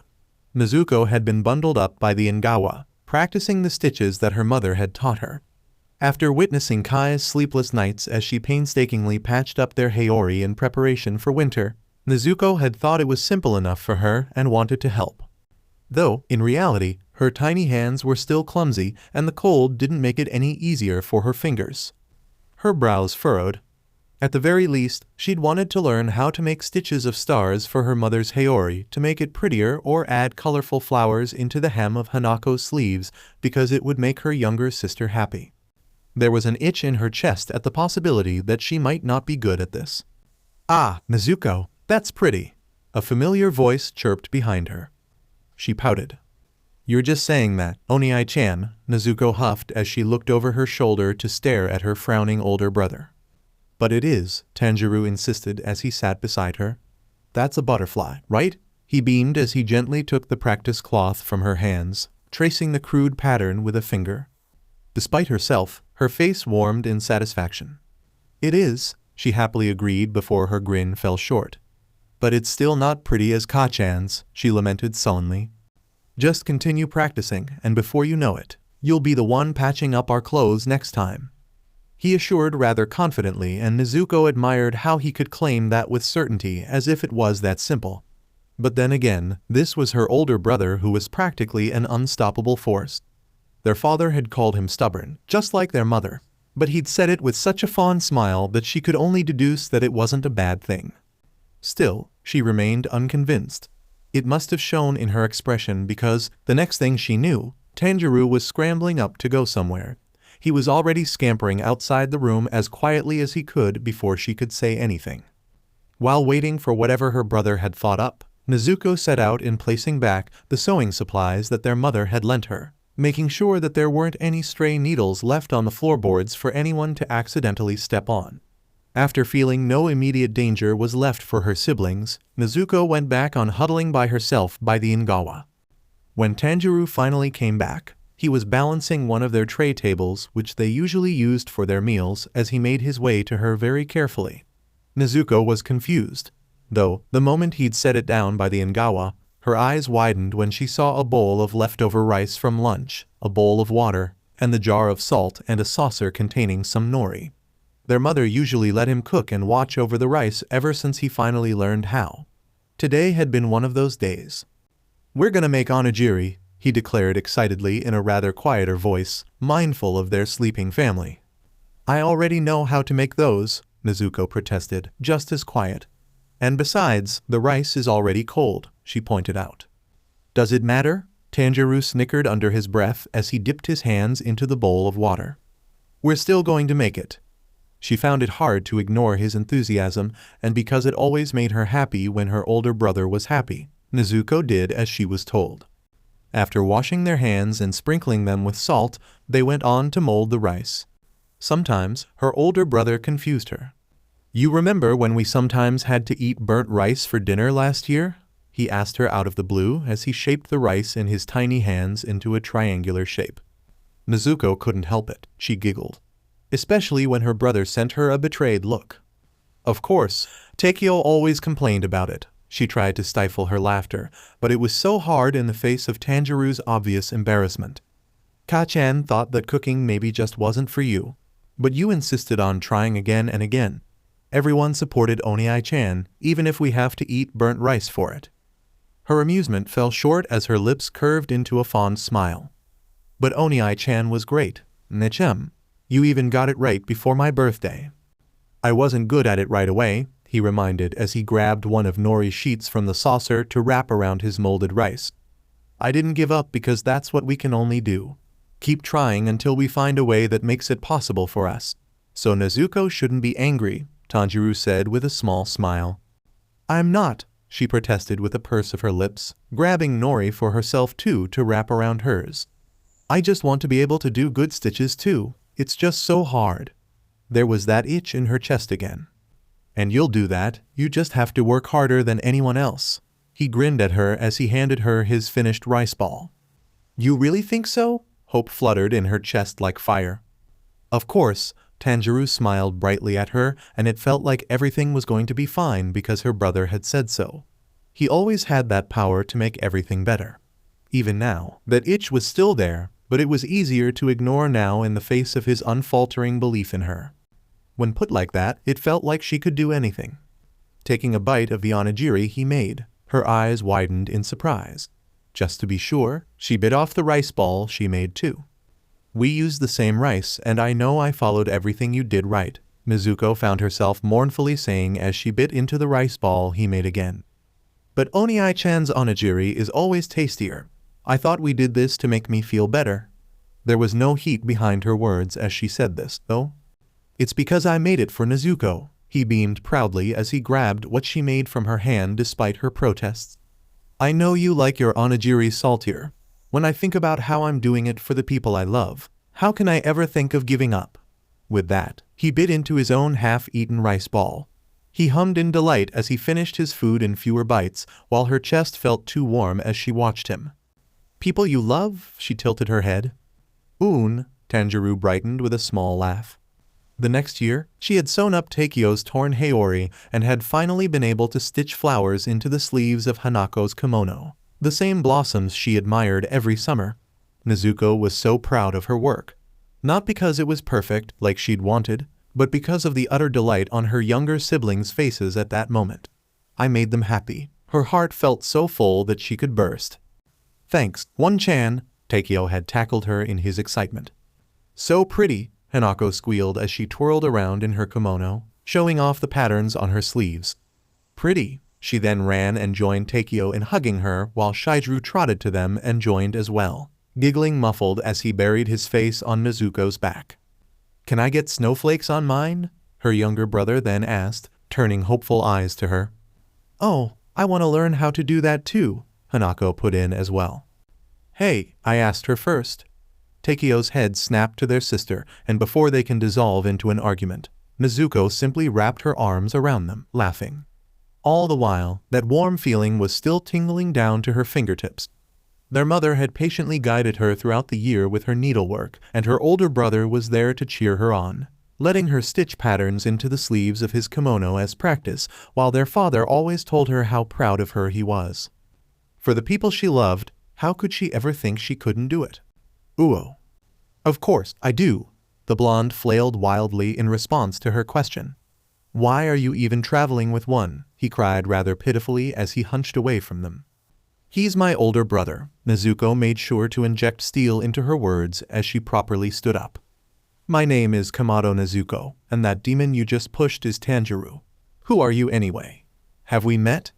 She might as well get it over with since her intuition was insistent that she'd met this boy before. The other stopped crying immediately at her question, staring at her blankly. Huh, he murmured blandly before he stood up abruptly, surprising her as he pointed an accusing finger towards her. What? How can you go on asking something like that? We went to the final selection together just a few weeks ago. You're that terrifying girl who bashed that dude's face in mercilessly. The one with that loud guy. I was there, how can you just forget me like that? He wailed loudly as he flapped his arms in distress. Bash, Tanjiro's quiet murmur echoed from behind her. Hee, the blonde squealed in fright as he scampered to hide behind one of the trees on the side of the road, giving them a scrunched-up, teary-eyed expression. Nezuko smiled tightly in response. That dude you're talking about just hit a girl in front of me because he's an impatient jerk. She reminded him just in case this guy had selective memory, finally recalling him. Are you really a demon slayer? She couldn't help but ask skeptically, barely remembering that gloomy blonde by the wisteria clearing. I didn't want to be, he fussed, fat glob of tears spilling down his cheeks as he stepped out from the tree, throwing himself on the ground and arms wrapping around her leg. I got deceived by a woman and got myself in debt. Then the old geezer who took over it was a cultivator, making every single day hellish for me with training. Since I was lucky to survive in the final selection, I thought I might have a shot in getting married during a mission when I helped that cute girl, Toki-chan, from those demons. But no, that bastard Kazumi had to ruin it, and now I'm gonna die." He then proceeded to sob out loud, and why was he telling this to a stranger? "Are you sick?" Nezuko asked with furrowed brows, trying to comprehend this person who had yet to introduce himself as she tried to pry him off. "Then why are you a demon slayer, to be honest?" This guy was even worse than Rokuta when he made a fuss about Tanjiro leaving the mountain. "I just told you," he yelled insistently as he let go, much to her relief. "Were you even listening?" "No, of course not. I'm gonna die." He then rolled back on forth on the ground, hysterical. A tap on her shoulder distracted her from her thoughts if what she used to do with her younger siblings would work on the blonde to stop him from bawling. Turning around, Tanjiro was handing back her Haori, umbrella now held firmly in the other hand as he stood under the sun. She was still worried, but she knew that he would just insist on returning it, so she wore it back almost reluctantly. He then pointed towards his shoulder where the frantic sparrow with the blonde earlier was chirping urgently. She frowned in confusion. "Trouble," Tanjiro lowered his voice, and he tapped his chest twice before he pulled on her sleeve and gestured to the sparrow again. "Oh," Nezuko breathed out in surprise. "What else did it say?" she questioned, almost having forgotten that her older brother could talk to animals and glad he still retained that skill. "Chuntaro, you traitor!" the blonde screamed as he jumped to presumably grab the bird, but was instead left kneeling on the ground and grasping the hem of her brother's Haori. "Hey!" she called loudly to be heard over his screaming, but he was still having his breakdown as he refused to let go. "Hey!" she remained ignored. "Hey, hey!" She finally had it as she reached out and roughly pulled him by the back of his Haori. "I thought you're scared of demons, so leave Oni-chan alone. And you haven't really answered any of my questions earlier. Who are you?" She staggered backwards when he let go of her brother, who immediately took 2 steps away from them. The blonde turned towards her with a solemn face. "I'm Agatsuma Zenitsu. Listen, I was supposed to finally get married during my last mission." Nezuko's eyes strayed towards her brother, who was waving a hand and shaking his head in clear disagreement of this. "But someone ruined my chance and I'm gonna die soon since I'm horribly weak. All I want is to get married to a beautiful girl before I die, okay?" He then paused as his eyes scrutinized her more closely, and Nezuko felt her intuition screech in alarm. "You're a pretty girl too," he said in surprise as if he'd just realized it. "I have no plans of getting married." Nezuko immediately made her terms clear as she raised a hand to put a stop to him. "What?" Zenitsu screeched as he crawled towards her, making her take several steps back. "They're scared of you, is that it? Is that why a cute girl like you is not getting married? Then I'll marry you," he declared passionately, absolutely aghast at her claim as he moved to reach out to her. He shrieked in fright when Tanjiro pulled him back, a firm grip on his shoulder. "Did you hear what I said? I'm not getting married. I asked you why you became a demon slayer." She crossed her arms over her chest. "I have my own reasons. Until then, I don't have plans of getting married. Not until I turn back Oni-chan into a human. This comes before anything else. Besides, why did this conversation derail into her marriage prospects in the first place?" Her response stopped him short. He then simply stared at her, limp in her brother's grasp. The blonde appeared to be intently searching for something as he did. His eyes then widened as he teared up again. However, this time, he seemed to be genuinely down compared to his hysterics from earlier. She had only been in his presence for a very short time, so she couldn't exactly tell what this was about. This boy changed moods faster than even Inosuke. "You sound so." His stomach suddenly gave a loud growl. "Uo. You didn't answer my question too, you know?" Zenitsu pointed out after he'd finally calmed down, walking beside her as he munched on a rice ball they'd given him. "Why are you traveling with a demon? Is that even allowed? Not to mention, under the sun?" His brown eyes nervously shifted towards Tanjiro, who was on her other side. When the demon waved towards him, the blonde shivered before his hand took hold of the sleeve of her Haori. The last time anyone had done this was when Kiyo had come crying to her because Inosuke had been chasing after her for calling him thoughtless. And before that, Shidru and Hanako had grabbed her sleeves and hid behind her when a mischievous Takeo had chased after them with a snowball in his hand. The last time she had done this had been that one time when she'd accompanied Tanjiro into town and marriage prospects were being offered to her. "I just told you, he's my older brother. He's my only living family left." she answered firmly, an agitated edge to her voice that she couldn't quite conceal. But he's never eaten any humans in his life, and Onii-chan has the approval of the head of the demon-slaying corps. Then her head snapped towards him with a frown. And if you're so bothered by his presence, why are you even following us? We're on our way to a mission right now. He's just like Inosuke. She kind of missed her loud friend. You're just going to leave me there? You're so heartless, Nezuko-chan. He started crying again while the sparrow by his shoulder was biting and pulling on his cheek. Don't you have your own mission? She asked exasperatedly. Shantaro usually just pulls me to wherever I need to go, Zenitsu mumbled quietly. Right now, I don't really know. It's not like I can just talk to him. He sighed at this as he stared at his now huffing companion. The bird then bit him on the cheek one last time before flying over to Tanjiro. Hey, Zenitsu complained, but didn't make any move to retrieve him from her brother. It's okay, Nezuko reassured him. Onii-chan can talk to animals. In fact, he told me earlier that you're causing trouble for your sparrow. She raised an eyebrow at him, watching as he flailed wildly at her disapproving stare. What? Are you just making that up? They both turned their heads as they watched the sparrow chirping and flapping its wings by her brother's shoulder while the other nodded. Is that his demon art? Is that it? He pulled on his hair as he continued to watch their interaction with rapt attention. She heaved a sigh. Ooh. Tanjiro pulled on her other sleeve, pushing a handkerchief towards her and pointing towards Zenitsu, who was crying again after his sparrow gave him a rather merciless peck when he'd whined about being tired earlier. He was still following them, and since his sparrow, Shantaro, was letting him, Nezuko could only assume that they were going the same way. Though, she couldn't help but wonder where her crow was. After giving her vague directions to Asakusa, the dark bird had taken off somewhere. She gave her older brother a skeptical frown before she relented and grabbed the cloth, moving to wipe the other's messy face. To her chagrin, the blonde did a complete 180 with how much he'd brightened. So, you do care about me. He seemed absolutely taken by this idea. You're worrying Onii-chan, she felt the need to correct him. Marry me, Nezuko-chan, Zenitsu insisted again for what must have been the 100th time in those 2 days they'd been traveling together. I promise to treat you to expensive meals in every restaurant, and I'll give you flowers every day. He sighed as his cheeks tinted pink, lost in his own little world. The other tried to cling to her a while ago, but Nezuko had stared at him so intensely that he couldn't even make that one step forward to close the distance between them. Not to mention, Tanjiro had swung his umbrella between them, his intention clear. The only reason that she remained between them was because Tanjiro knew that the other was afraid of him, and she could tell it bothered him. It almost made her wish that they went their separate ways from this boy.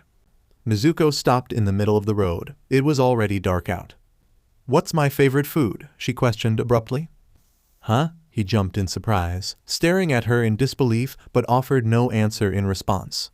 What's my favorite season? She continued her onslaught, staring at him intently. What's my favorite color? How do I like eating my onigiri? What's the thing I'm best at? Why did I become a demon slayer? When it seemed like she'd totally stunned him into silence, she went on. You're so quick to decide that you want to marry me, but the truth is, you don't know a single thing about me. We just met. You're terrified of Onii-chan, and what you're promising aren't things that I wanted in the first place. She decided to be honest about it. His face twisted into an odd expression. Something she couldn't fully decipher, but her intuition was giving a low hum. It was almost as if he'd been waiting for her to lash out and scorn him. He faltered, gulping. She felt Tanjiro shift closer, obviously wanting to hear what the blonde had to say too. I can tell that your brother is a demon because the sounds they make aren't anything like human sounds. Despite that, I never thought that a demon can make a sound as gentle as his. Zenitsu told her quietly as he fidgeted with his hands while she stared at him in surprise. While you sound so angry, but if I listen closely, I can tell that you're just really, really sad. When I heard it, I just figured I want to make you happy. He laughed almost nervously. Nezuko blinked at that. This boy's sense of hearing was similar to her brother's own sense. Still, his words made her smile. Instead of trying to marry me when I already made it clear I don't want to, why don't you be my friend instead? Nezuko asked him, her red eyes softening. Friend? He tilted his head in confusion, as if the idea had never crossed his mind. "Sure, Oni-chan and I can be your friends," Nezuko grinned as she pulled her brother towards her side, earning a startled yelp from him. Though, he gave a determined nod as well, agreeing wholeheartedly with her words. After all, one could always use a friend. To her shock, Zenitsu started crying again. "Uo." "Wow," Nezuko breathed out in amazement, staring at the tall buildings, the luminous lights surrounding the city, and even just the different styles of clothes other people were wearing. Compared to their life back in the mountain, it was like a glimpse of another world. "Pretty, isn't it?" Zenitsu sounded smug. Though, out of the three of them, Tanjiro was clearly overwhelmed by the sheer number of people and the bright lights of the city. He'd tied his umbrella across his back using his scarf, while he'd removed his mask with bandages still wrapped around his face. Zenitsu had thrown a fit at first upon seeing it, since, according to the blonde, it would call a lot of attention. Though, the moment he'd gotten a glimpse of the half-healed burns, he'd promptly dropped the topic. Zenitsu was still wary of her brother, but after her proclamation earlier, he'd been clearly trying to be friendlier towards him. That's all Nezuko could ask from him. Tanjiro made a distressed sound from behind the bamboo muzzle. "It's okay, Oni-chan," Nezuko reassured him. "Just hold my hand," she grinned at him as she held out her hand to him. It wasn't usual for her brother to be shy, but this was also the first time they had seen a city this bright with so many people. Their family mostly lived in isolation back in the mountain, and even the town they frequented didn't house this much people. Out of the two of them, it had always been her who was more willing to explore and venture into new places. When they were kids, it had always been Tanjiro who offered to hold her hand. "Mechem," came the reluctant sound from him as he gently grabbed her hand. They walked for a while. A lot of shops were very interesting and several displays of elaborate dresses caught her eye. There were even several stores that had unique delicacies on display. Zenitsu told her that those were mainly Western confectionaries. Even Tanjiro had been awed by its colorful and pretty designs. They got the occasional odd looks from some adults, but they didn't get anything more than that with the bustling crowd. Still, there was an itch from her intuition that she couldn't pinpoint. "There's lots of restaurants here, Nezuko-chan," Zenitsu gushed as his head swiveled left and right and completely in his element. "What's your favorite food? Maybe I can treat you while I'll have some unagi." He practically salivated at that before he paused and stared cautiously at Tanjiro. The burgundy-haired demon waved him off. "My favorite meal will always be my mother's agedashi nasu," she answered almost automatically, thinking of the simple dish they always shared during her birthdays and not noticing how the blonde had fallen into awkward silence at her answer. Nezuko almost couldn't believe that it had been more than 2 years since she'd last tasted her mother's cooking. "Besides, we're not here to have a good time. We're still on a mission right now." She reminded him a bit reproachfully as she dragged him off with her by grabbing the back of his haori. "And no, wait, my unagi," he whined as he flailed in panic before his head snapped to her in deadpan. "What do you mean we? Since when did I say I'm part of this mission? I don't want to die yet," he paled as he started hyperventilating. "But your sparrow told Oni-chan that you'd be joining us." Said bird had taken to the skies the moment they had entered the city. "Do you smell any demon in this area?" Nezuko turned to her brother. Listen here." Tanjiro was about to shake his head before he froze. He breathed in deeply. Nezuko tightened her hold over his hand when a cold pit started in her stomach, followed by a sick feeling of wrongness. Her intuition was blaring in alarm. She and Zenitsu jumped when a growl suddenly emanated from her older brother. His burgundy irises were blown wide, almost glowing under the lights and making the slits of his eyes stand out. His brows were creased deeply into a glower that she'd never seen on him before. Something was very wrong. "Oni-chan," she called out tentatively. The veins on his face were bulging, and a creaking noise was now coming from the bamboo muzzle on his mouth. Before she could react, her older brother had pulled his hand out of her grasp, darting through the crowd with almost inhuman speed. Her intuition was screaming at her.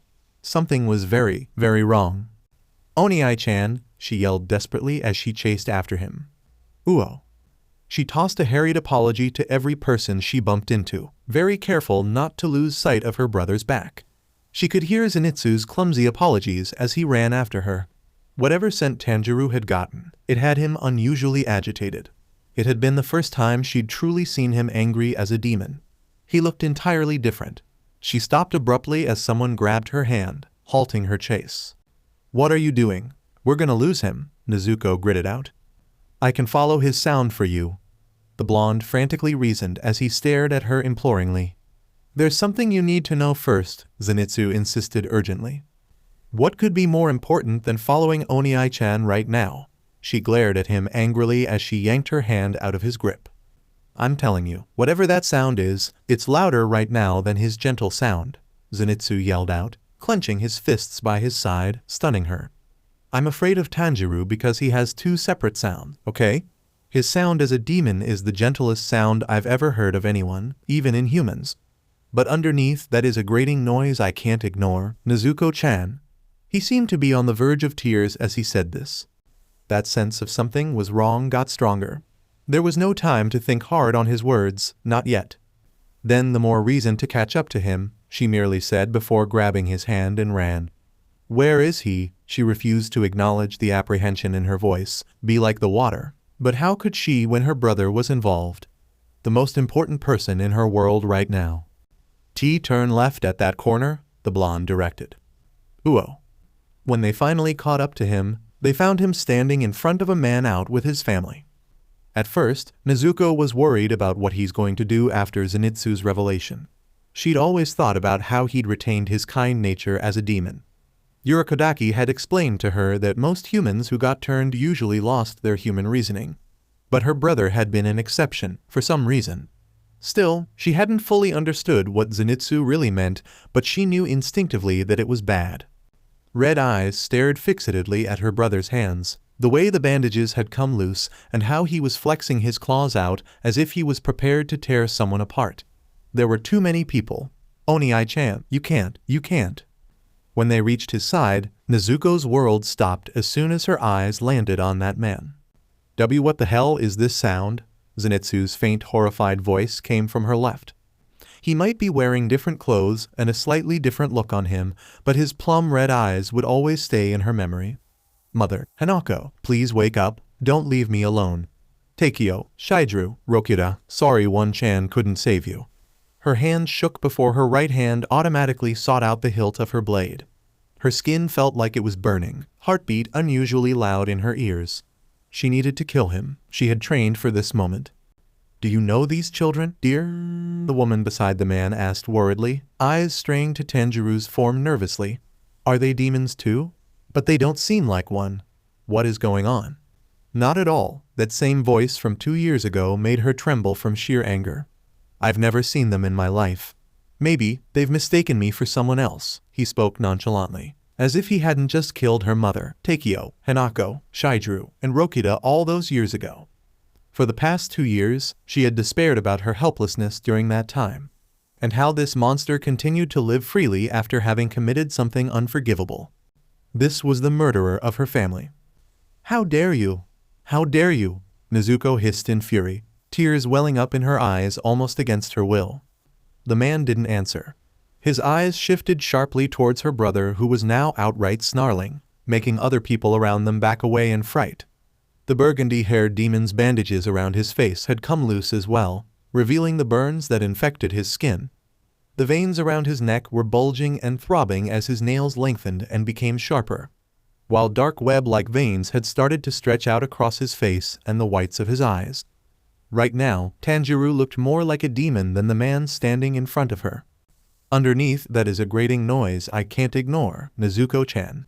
And that thought shook her to the core. This snapped Nezuko out of her own anger. "Onii-chan," she called out to him as she let go of her sword, warily reaching out a hand for his shoulder. "Tusan, I'm scared." The girl who was being carried buried her face on that monster's chest, sounding genuinely distressed. "What is going on?" "Nezuko-chan," she heard Zenitsu gasp, and her head snapped to the man just as his clawed hand managed to scratch a passing woman's shoulder in a blink of an eye, almost faster than her eyes could follow. It was like everything went into slow motion as the woman was caught by a man who was presumably her husband. However, the moment she'd collapsed on his chest, that was how everything suddenly went wrong. Her intuition screeched. Nezuko immediately followed its direction and jumped on her older brother. wrapping her arms tightly around his middle as he made an attempt to attack the man. They landed roughly on the ground. Meanwhile, the injured woman had given an animalistic growl before the sound of teeth sinking into flesh reached her ears and a man's howl of pain followed. "Zenitsu," she screamed urgently as she desperately restrained her older brother. "Don't let her kill anyone." What do you want me to do?" He stood frozen, panicking. "Restrain her, but please don't kill that person. It's not her fault." Nezuko gritted her teeth as she put all her weight onto her brother's back, watching as he angrily clawed on the ground, screaming incoherently around his bamboo muzzle as he reached for the retreating form of that man. "I won't forgive you, Kibutsuji Musen. You did this to us. I swear I'm going to kill you if it's the last thing I do." Tears cascaded down her cheeks, the pain after all these years still fresh in her memories. Not to mention, Musen would get away again. Helpless, helpless, helpless. Nezuko didn't know what Zenitsu had done. She'd only heard him move. She had her own problems to attend to.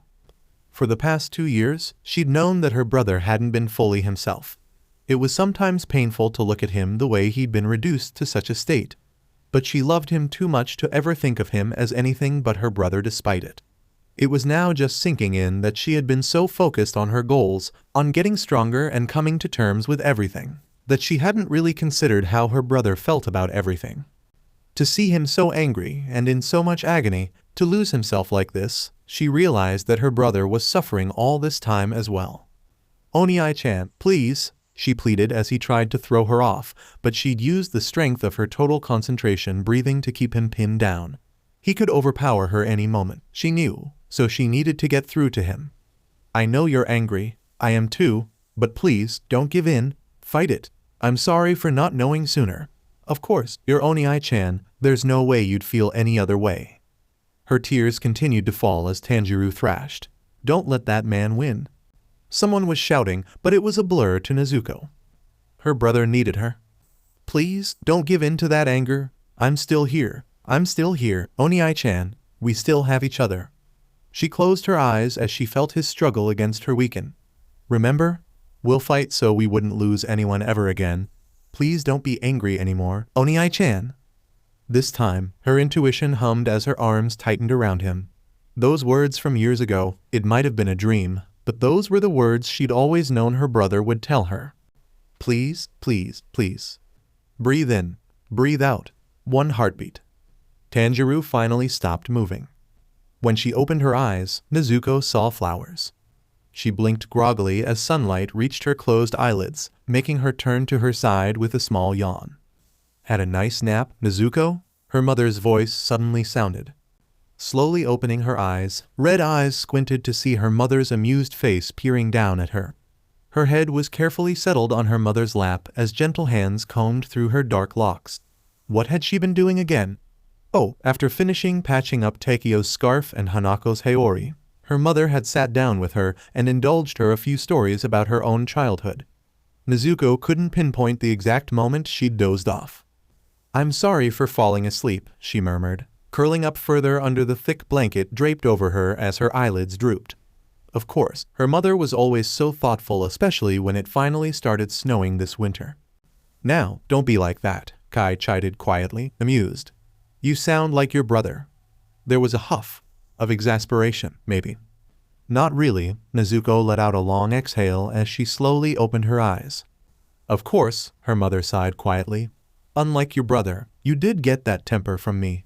I just wished you weren't so hard on him. He's doing his best." There was no reproach in her voice, but Nezuko recognized the probing lilt it had taken. She wanted to pretend that she didn't know what her mother was talking about. But it's hard. Not when the emotions came crashing back. It's okay, she'd wanted to scream. "Onii-chan's strong, I know that," Nezuko murmured as her fists clenched underneath the blanket. "But so are we. Tusan's gone, he's never gonna come back. We're still making peace with that. And we can't do anything about it either. Onii-chan can't always apologize for everything that goes wrong. And her breath hitched, wrestling her frustrations deep inside because otherwise, she'd be mad at Tanjiro again. Her mother remained silent, patient. "He's not Tusan," she whispered softly. "And I don't want him to be. It didn't even need to be said." She loved them both. God, she really did.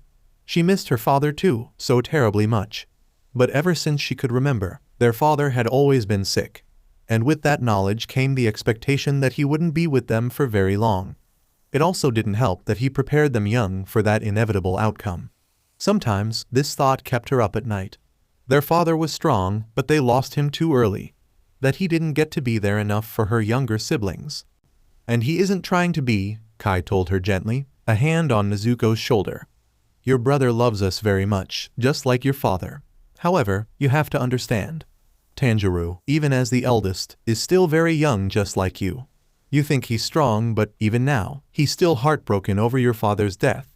He'd always been optimistic, hoping that with time, your father would get better. That's why his death hit him hard. And if looking after us makes him feel better, who am I to stop that? Nezuko's sight became blurred with tears.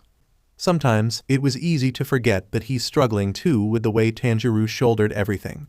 Because he had been too ready for them to rely on him. That was why his apologies frustrated her so much. Because she'd wanted him to realize that he was doing a great job all this time. That just because things weren't perfect didn't make him any less of a brother or son. That he didn't have to try to fill in for their father because Tanjiro had lost his father too. Fine, she finally decided with a watery laugh. I won't scold him too much. She compromised. I'm glad that you're always looking out for him, their mother smiled. Ooh. 2 weeks later, those were the words that kept her going, and it gave her the strength to fight for her brother's life. Ooh. Tanjiro. Nezuko turned and saw Urokodaki beckoning her older brother to them. It had been 8 months since they lived here in Mount Sujiri. Sometimes it felt strange to think that 8 months ago, she and Tanjiro lived with their family back at their mountain. Waking up early to help their mother in cooking breakfast, doing the household chores with Takeo, sometimes visiting the town with the others, trying out new recipes with her older brother and mother. She blinked back to reality as her brother's face came into view, having padded his way to Nezuko's side. I want you to learn as well, Urokodaki spoke quietly, his Tengu mask illuminated by the fire. While this is mostly for Nezuko as a disciple of the breath of water, I think that you'd benefit from this as well. Nezuko felt her brother tense beside her, feeling the air vibrating with sudden anticipation.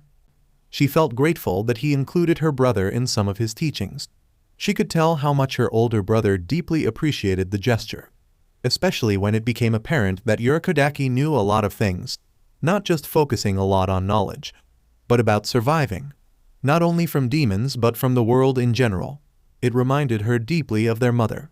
While Kai only had primary school education under her belt, as all Japanese children nationwide were required to attend even now, her mother had never stopped learning and had a lot to teach them. Unlike their siblings, she and Tanjiro had not attended primary school.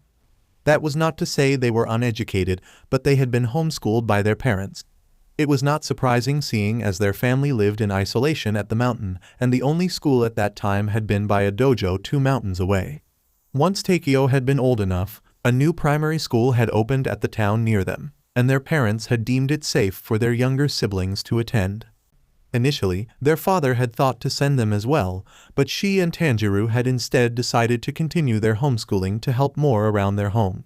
Even then, the townsfolk, who had always been so kind to their family, had sometimes let her and her older brother sit in on some of the classes. When Tanjiro became a demon, Nezuko was distraught to discover that he'd lost his literacy as well. Sometimes, she'd patiently read a story with him while other times, she would catch Urokodaki showing her brother the strokes that made the katakana and hiragana. He was slowly relearning everything. But even then, when Urokodaki included her brother in his lessons about fighting, there was always an itch under her skin that refused to settle. Like now. The breath of water is, among all other breaths, one of the easiest to learn for a demon slayer. However, this fighting style requires calm precision in its execution to deliver a blow at its maximum efficiency. Urokodaki explained, but Nezuko got the feeling that the entire statement was directed towards her. That's why users of this breath must be adaptable and have a good head on their shoulders. She fidgeted, now certain this was mainly for her. Her brow creased when even Tanjiro turned to look at her as the man said this. Now, that wasn't fair. Nezuko had a temper, even before. There had been a time when she'd scared Takeo and Shidru, that one time she'd lost it when she'd seen a man abusing a child right in front of her. Still, it took a lot to provoke her. However, ever since her family's death, Nezuko was aware that she was now easily overwhelmed by her emotions. It was so easy to slip in and get swept by the tide of her anger. Even then, not being angry anymore was easier said than done. "I'm learning," was all she had to offer, quietly put out. "You should," Urokodaki bluntly replied, and her face scrunched up, exasperated.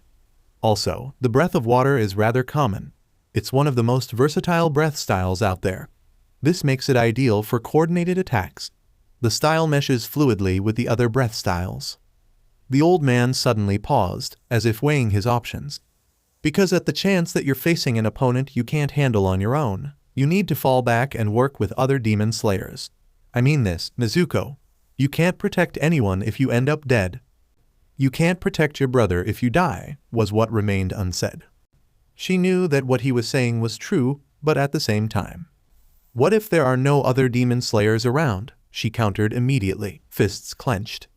"What if I'm the only one between that demon and other people?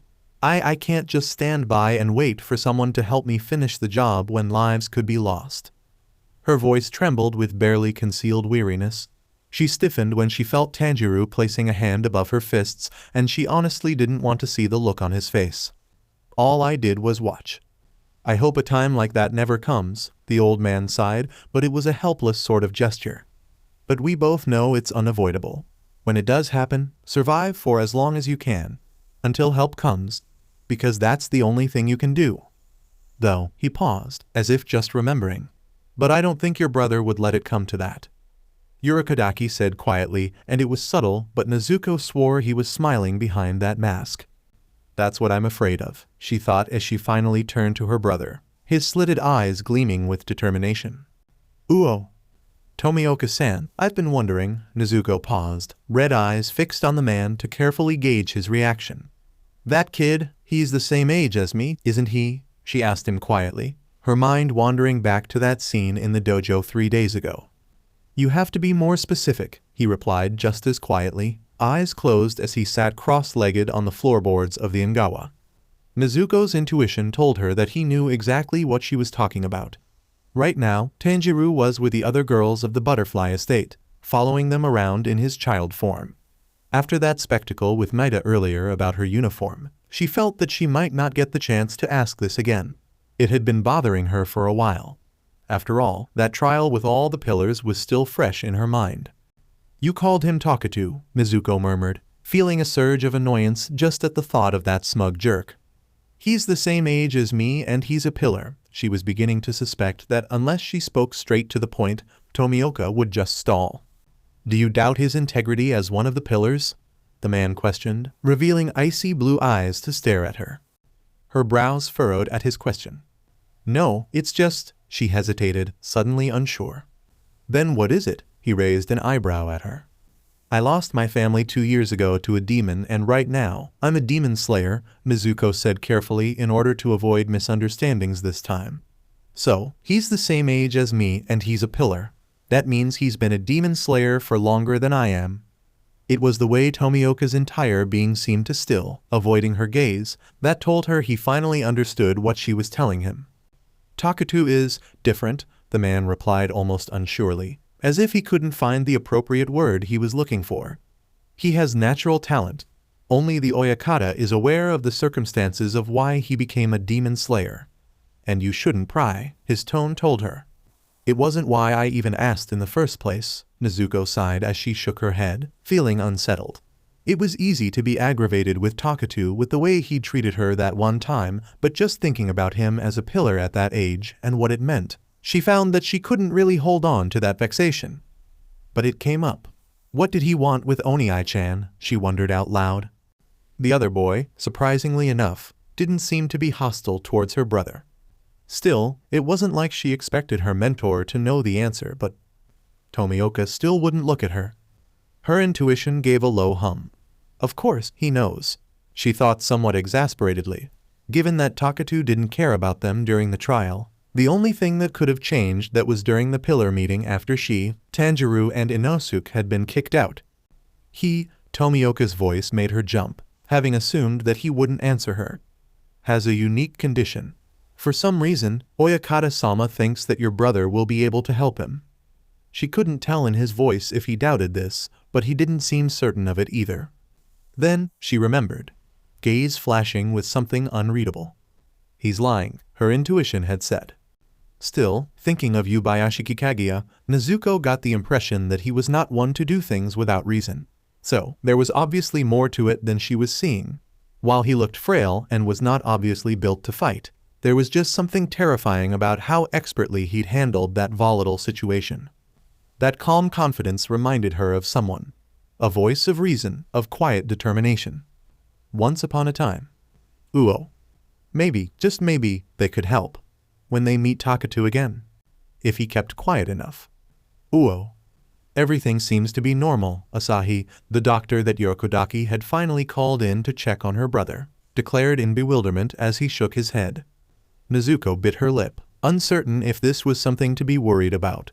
Her intuition was strangely quiet, which was an answer, but the fact that the man's words and actions told them that there was nothing else he could do to change the situation steadily filled her with disappointment. This was the longest time that Tanjiro slept continuously. It was far-fetched, especially with her brother's unique condition, but Nezuko had held that small hope that she could finally discover what was wrong with her brother. As if sensing what she was thinking, Yorokodaki laid a firm hand on her shoulder, probably expecting her to react drastically. She didn't let it get to her, squeezing her brother's hand and willing him to wake up. I have to be strong, she'd told Kitsune. You will, he'd said, because there's no room for otherwise. Even for a demon, Yorokodaki was quick to follow up. Another thing about Asahi was that Yorokodaki had trusted the man enough to tell him about her brother's condition. In spite of this, even with apprehension clouding his eyes, he'd readily taken on his duties like he would any other patient, and not once had she seen him falter. Despite her inhibitions when Yorokodaki had first told her about him, she'd trusted the old man enough to put her faith in his judgment. She wasn't always like this. But when she's putting her world into another person's hands, it took every ounce of her goodwill to stand by that decision. I'm not really certain if I'm the right person for this, the doctor sighed wearily as he stared at her brother. I don't know anything about demons, to be honest, and getting almost killed by one doesn't count. Yorokodaki. But if I abide by what I learned as a doctor for nearly a decade, everything tells me that this boy is merely asleep. He hasn't consumed human flesh for sustenance, hasn't consumed anything for sustenance, but we're not really aware how this affects him. He pursed his lips, grim. But he's okay? The words were out of her mouth before she could swallow them. He's just asleep? There's nothing wrong with him. Asahi stared at her in surprise, as if having forgotten that she was related to his demon patient. Then he nodded slowly. That's what it looks like, at least, Asahi spoke cautiously. Nezuko released the breath that she hadn't realized she was holding. That was good. Then why wasn't he waking up? When Asahi was leaving, she excused herself from the house and chased after him. Nezuko asked him how he knew Yorokodaki. When the old man had told her that he would be bringing a doctor in, she had not expected him. And, despite it all, her brother was still asleep. They still didn't know why, but Tanjiro was okay. That was all she needed to know. Right now, that knowledge had been enough. The smile that bloomed openly on his face surprised her. You could say I wouldn't be here right now if it wasn't for Yorokodaki, he simply told her, not divulging any details. And he left it at that. Uo. It was hard to believe in heroes when her family was dead. There was no such thing as glory or pride as it had been emphasized in primary school that came with the era of samurai. There was no glory in dying. Obviously no pride in being a demon slayer when tragedy created them in the first place. But if she did believe in them, Nezuko thought that they came in the forms of an old man in a Tengu mask and a young man in half and half Haori. In her heart, a hero would also be someone she had called Oniai-chan. Uo. Inosuke, why do you want to be a demon slayer? She paused at the hallway and leveled a stare at her loud friend. He tilted his head at her. While she couldn't see his expression with that boar head in the way, she could feel the incredulity exuding from him. It always amazed her how he could be so expressive. Still, what made her ask was because she'd immediately noticed one thing that separated Inosuke from the rest of the demon slayers she'd met so far. He could yell and swear and insult anything and everyone all he wanted. But Inosuke lacked anger. And, just maybe, that's what made accepting Tanjiro easier for him. A demon slayer intruded on my mountain. He crossed his arm as he said this. We got to see who's stronger and I kept his sword.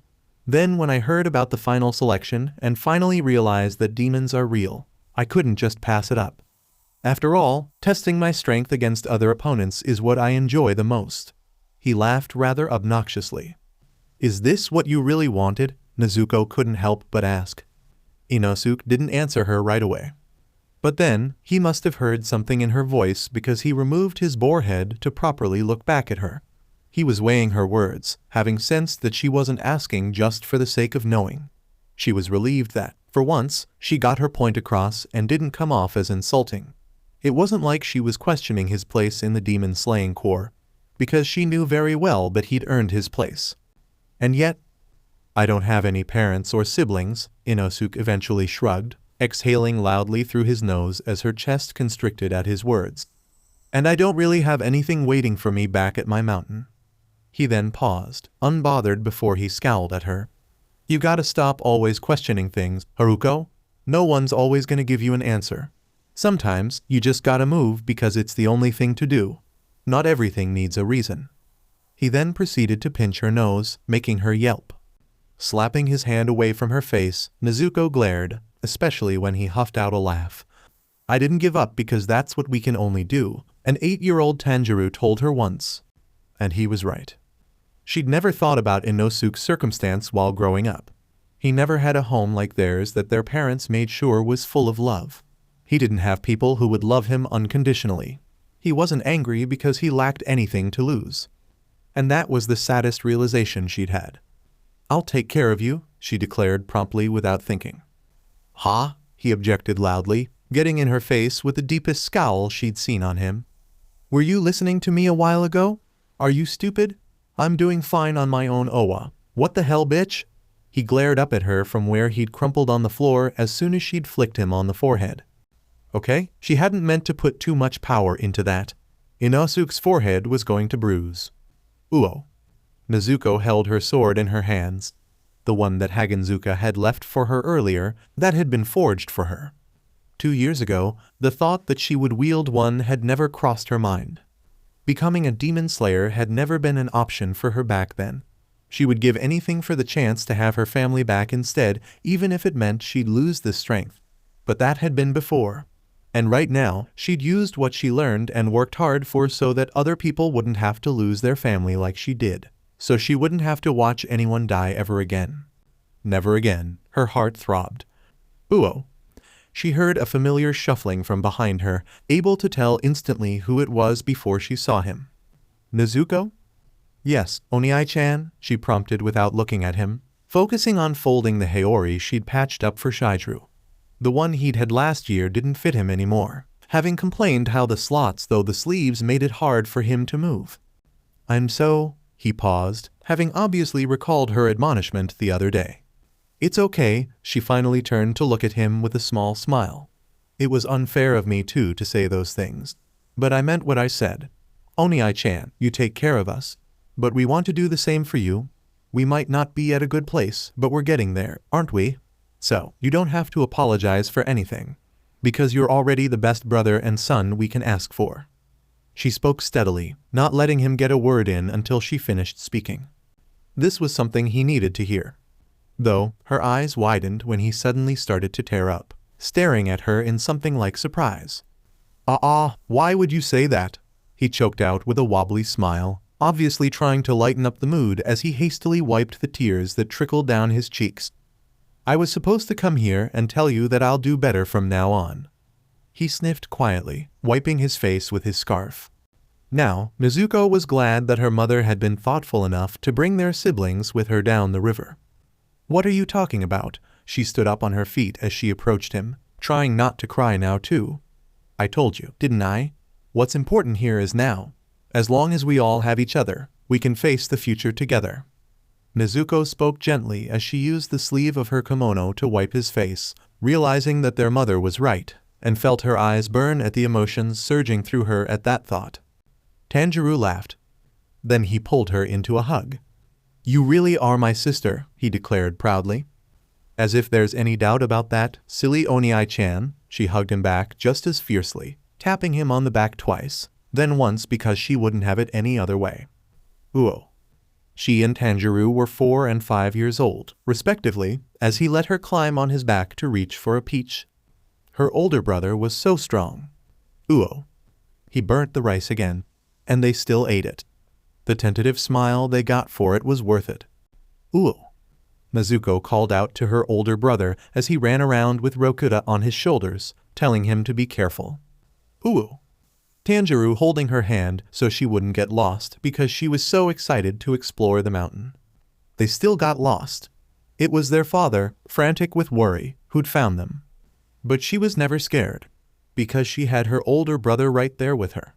Uo. Tanjiro, now a demon, holding on to her hand tightly. Because he knew she's feeling lonely. Uo. It's a promise, okay? Nezuko smiled at him as they walked away from the butterfly estate, on their way to their first mission. We'll always be together from now on. I'm still here, Onii-chan. Tanjiro blinked.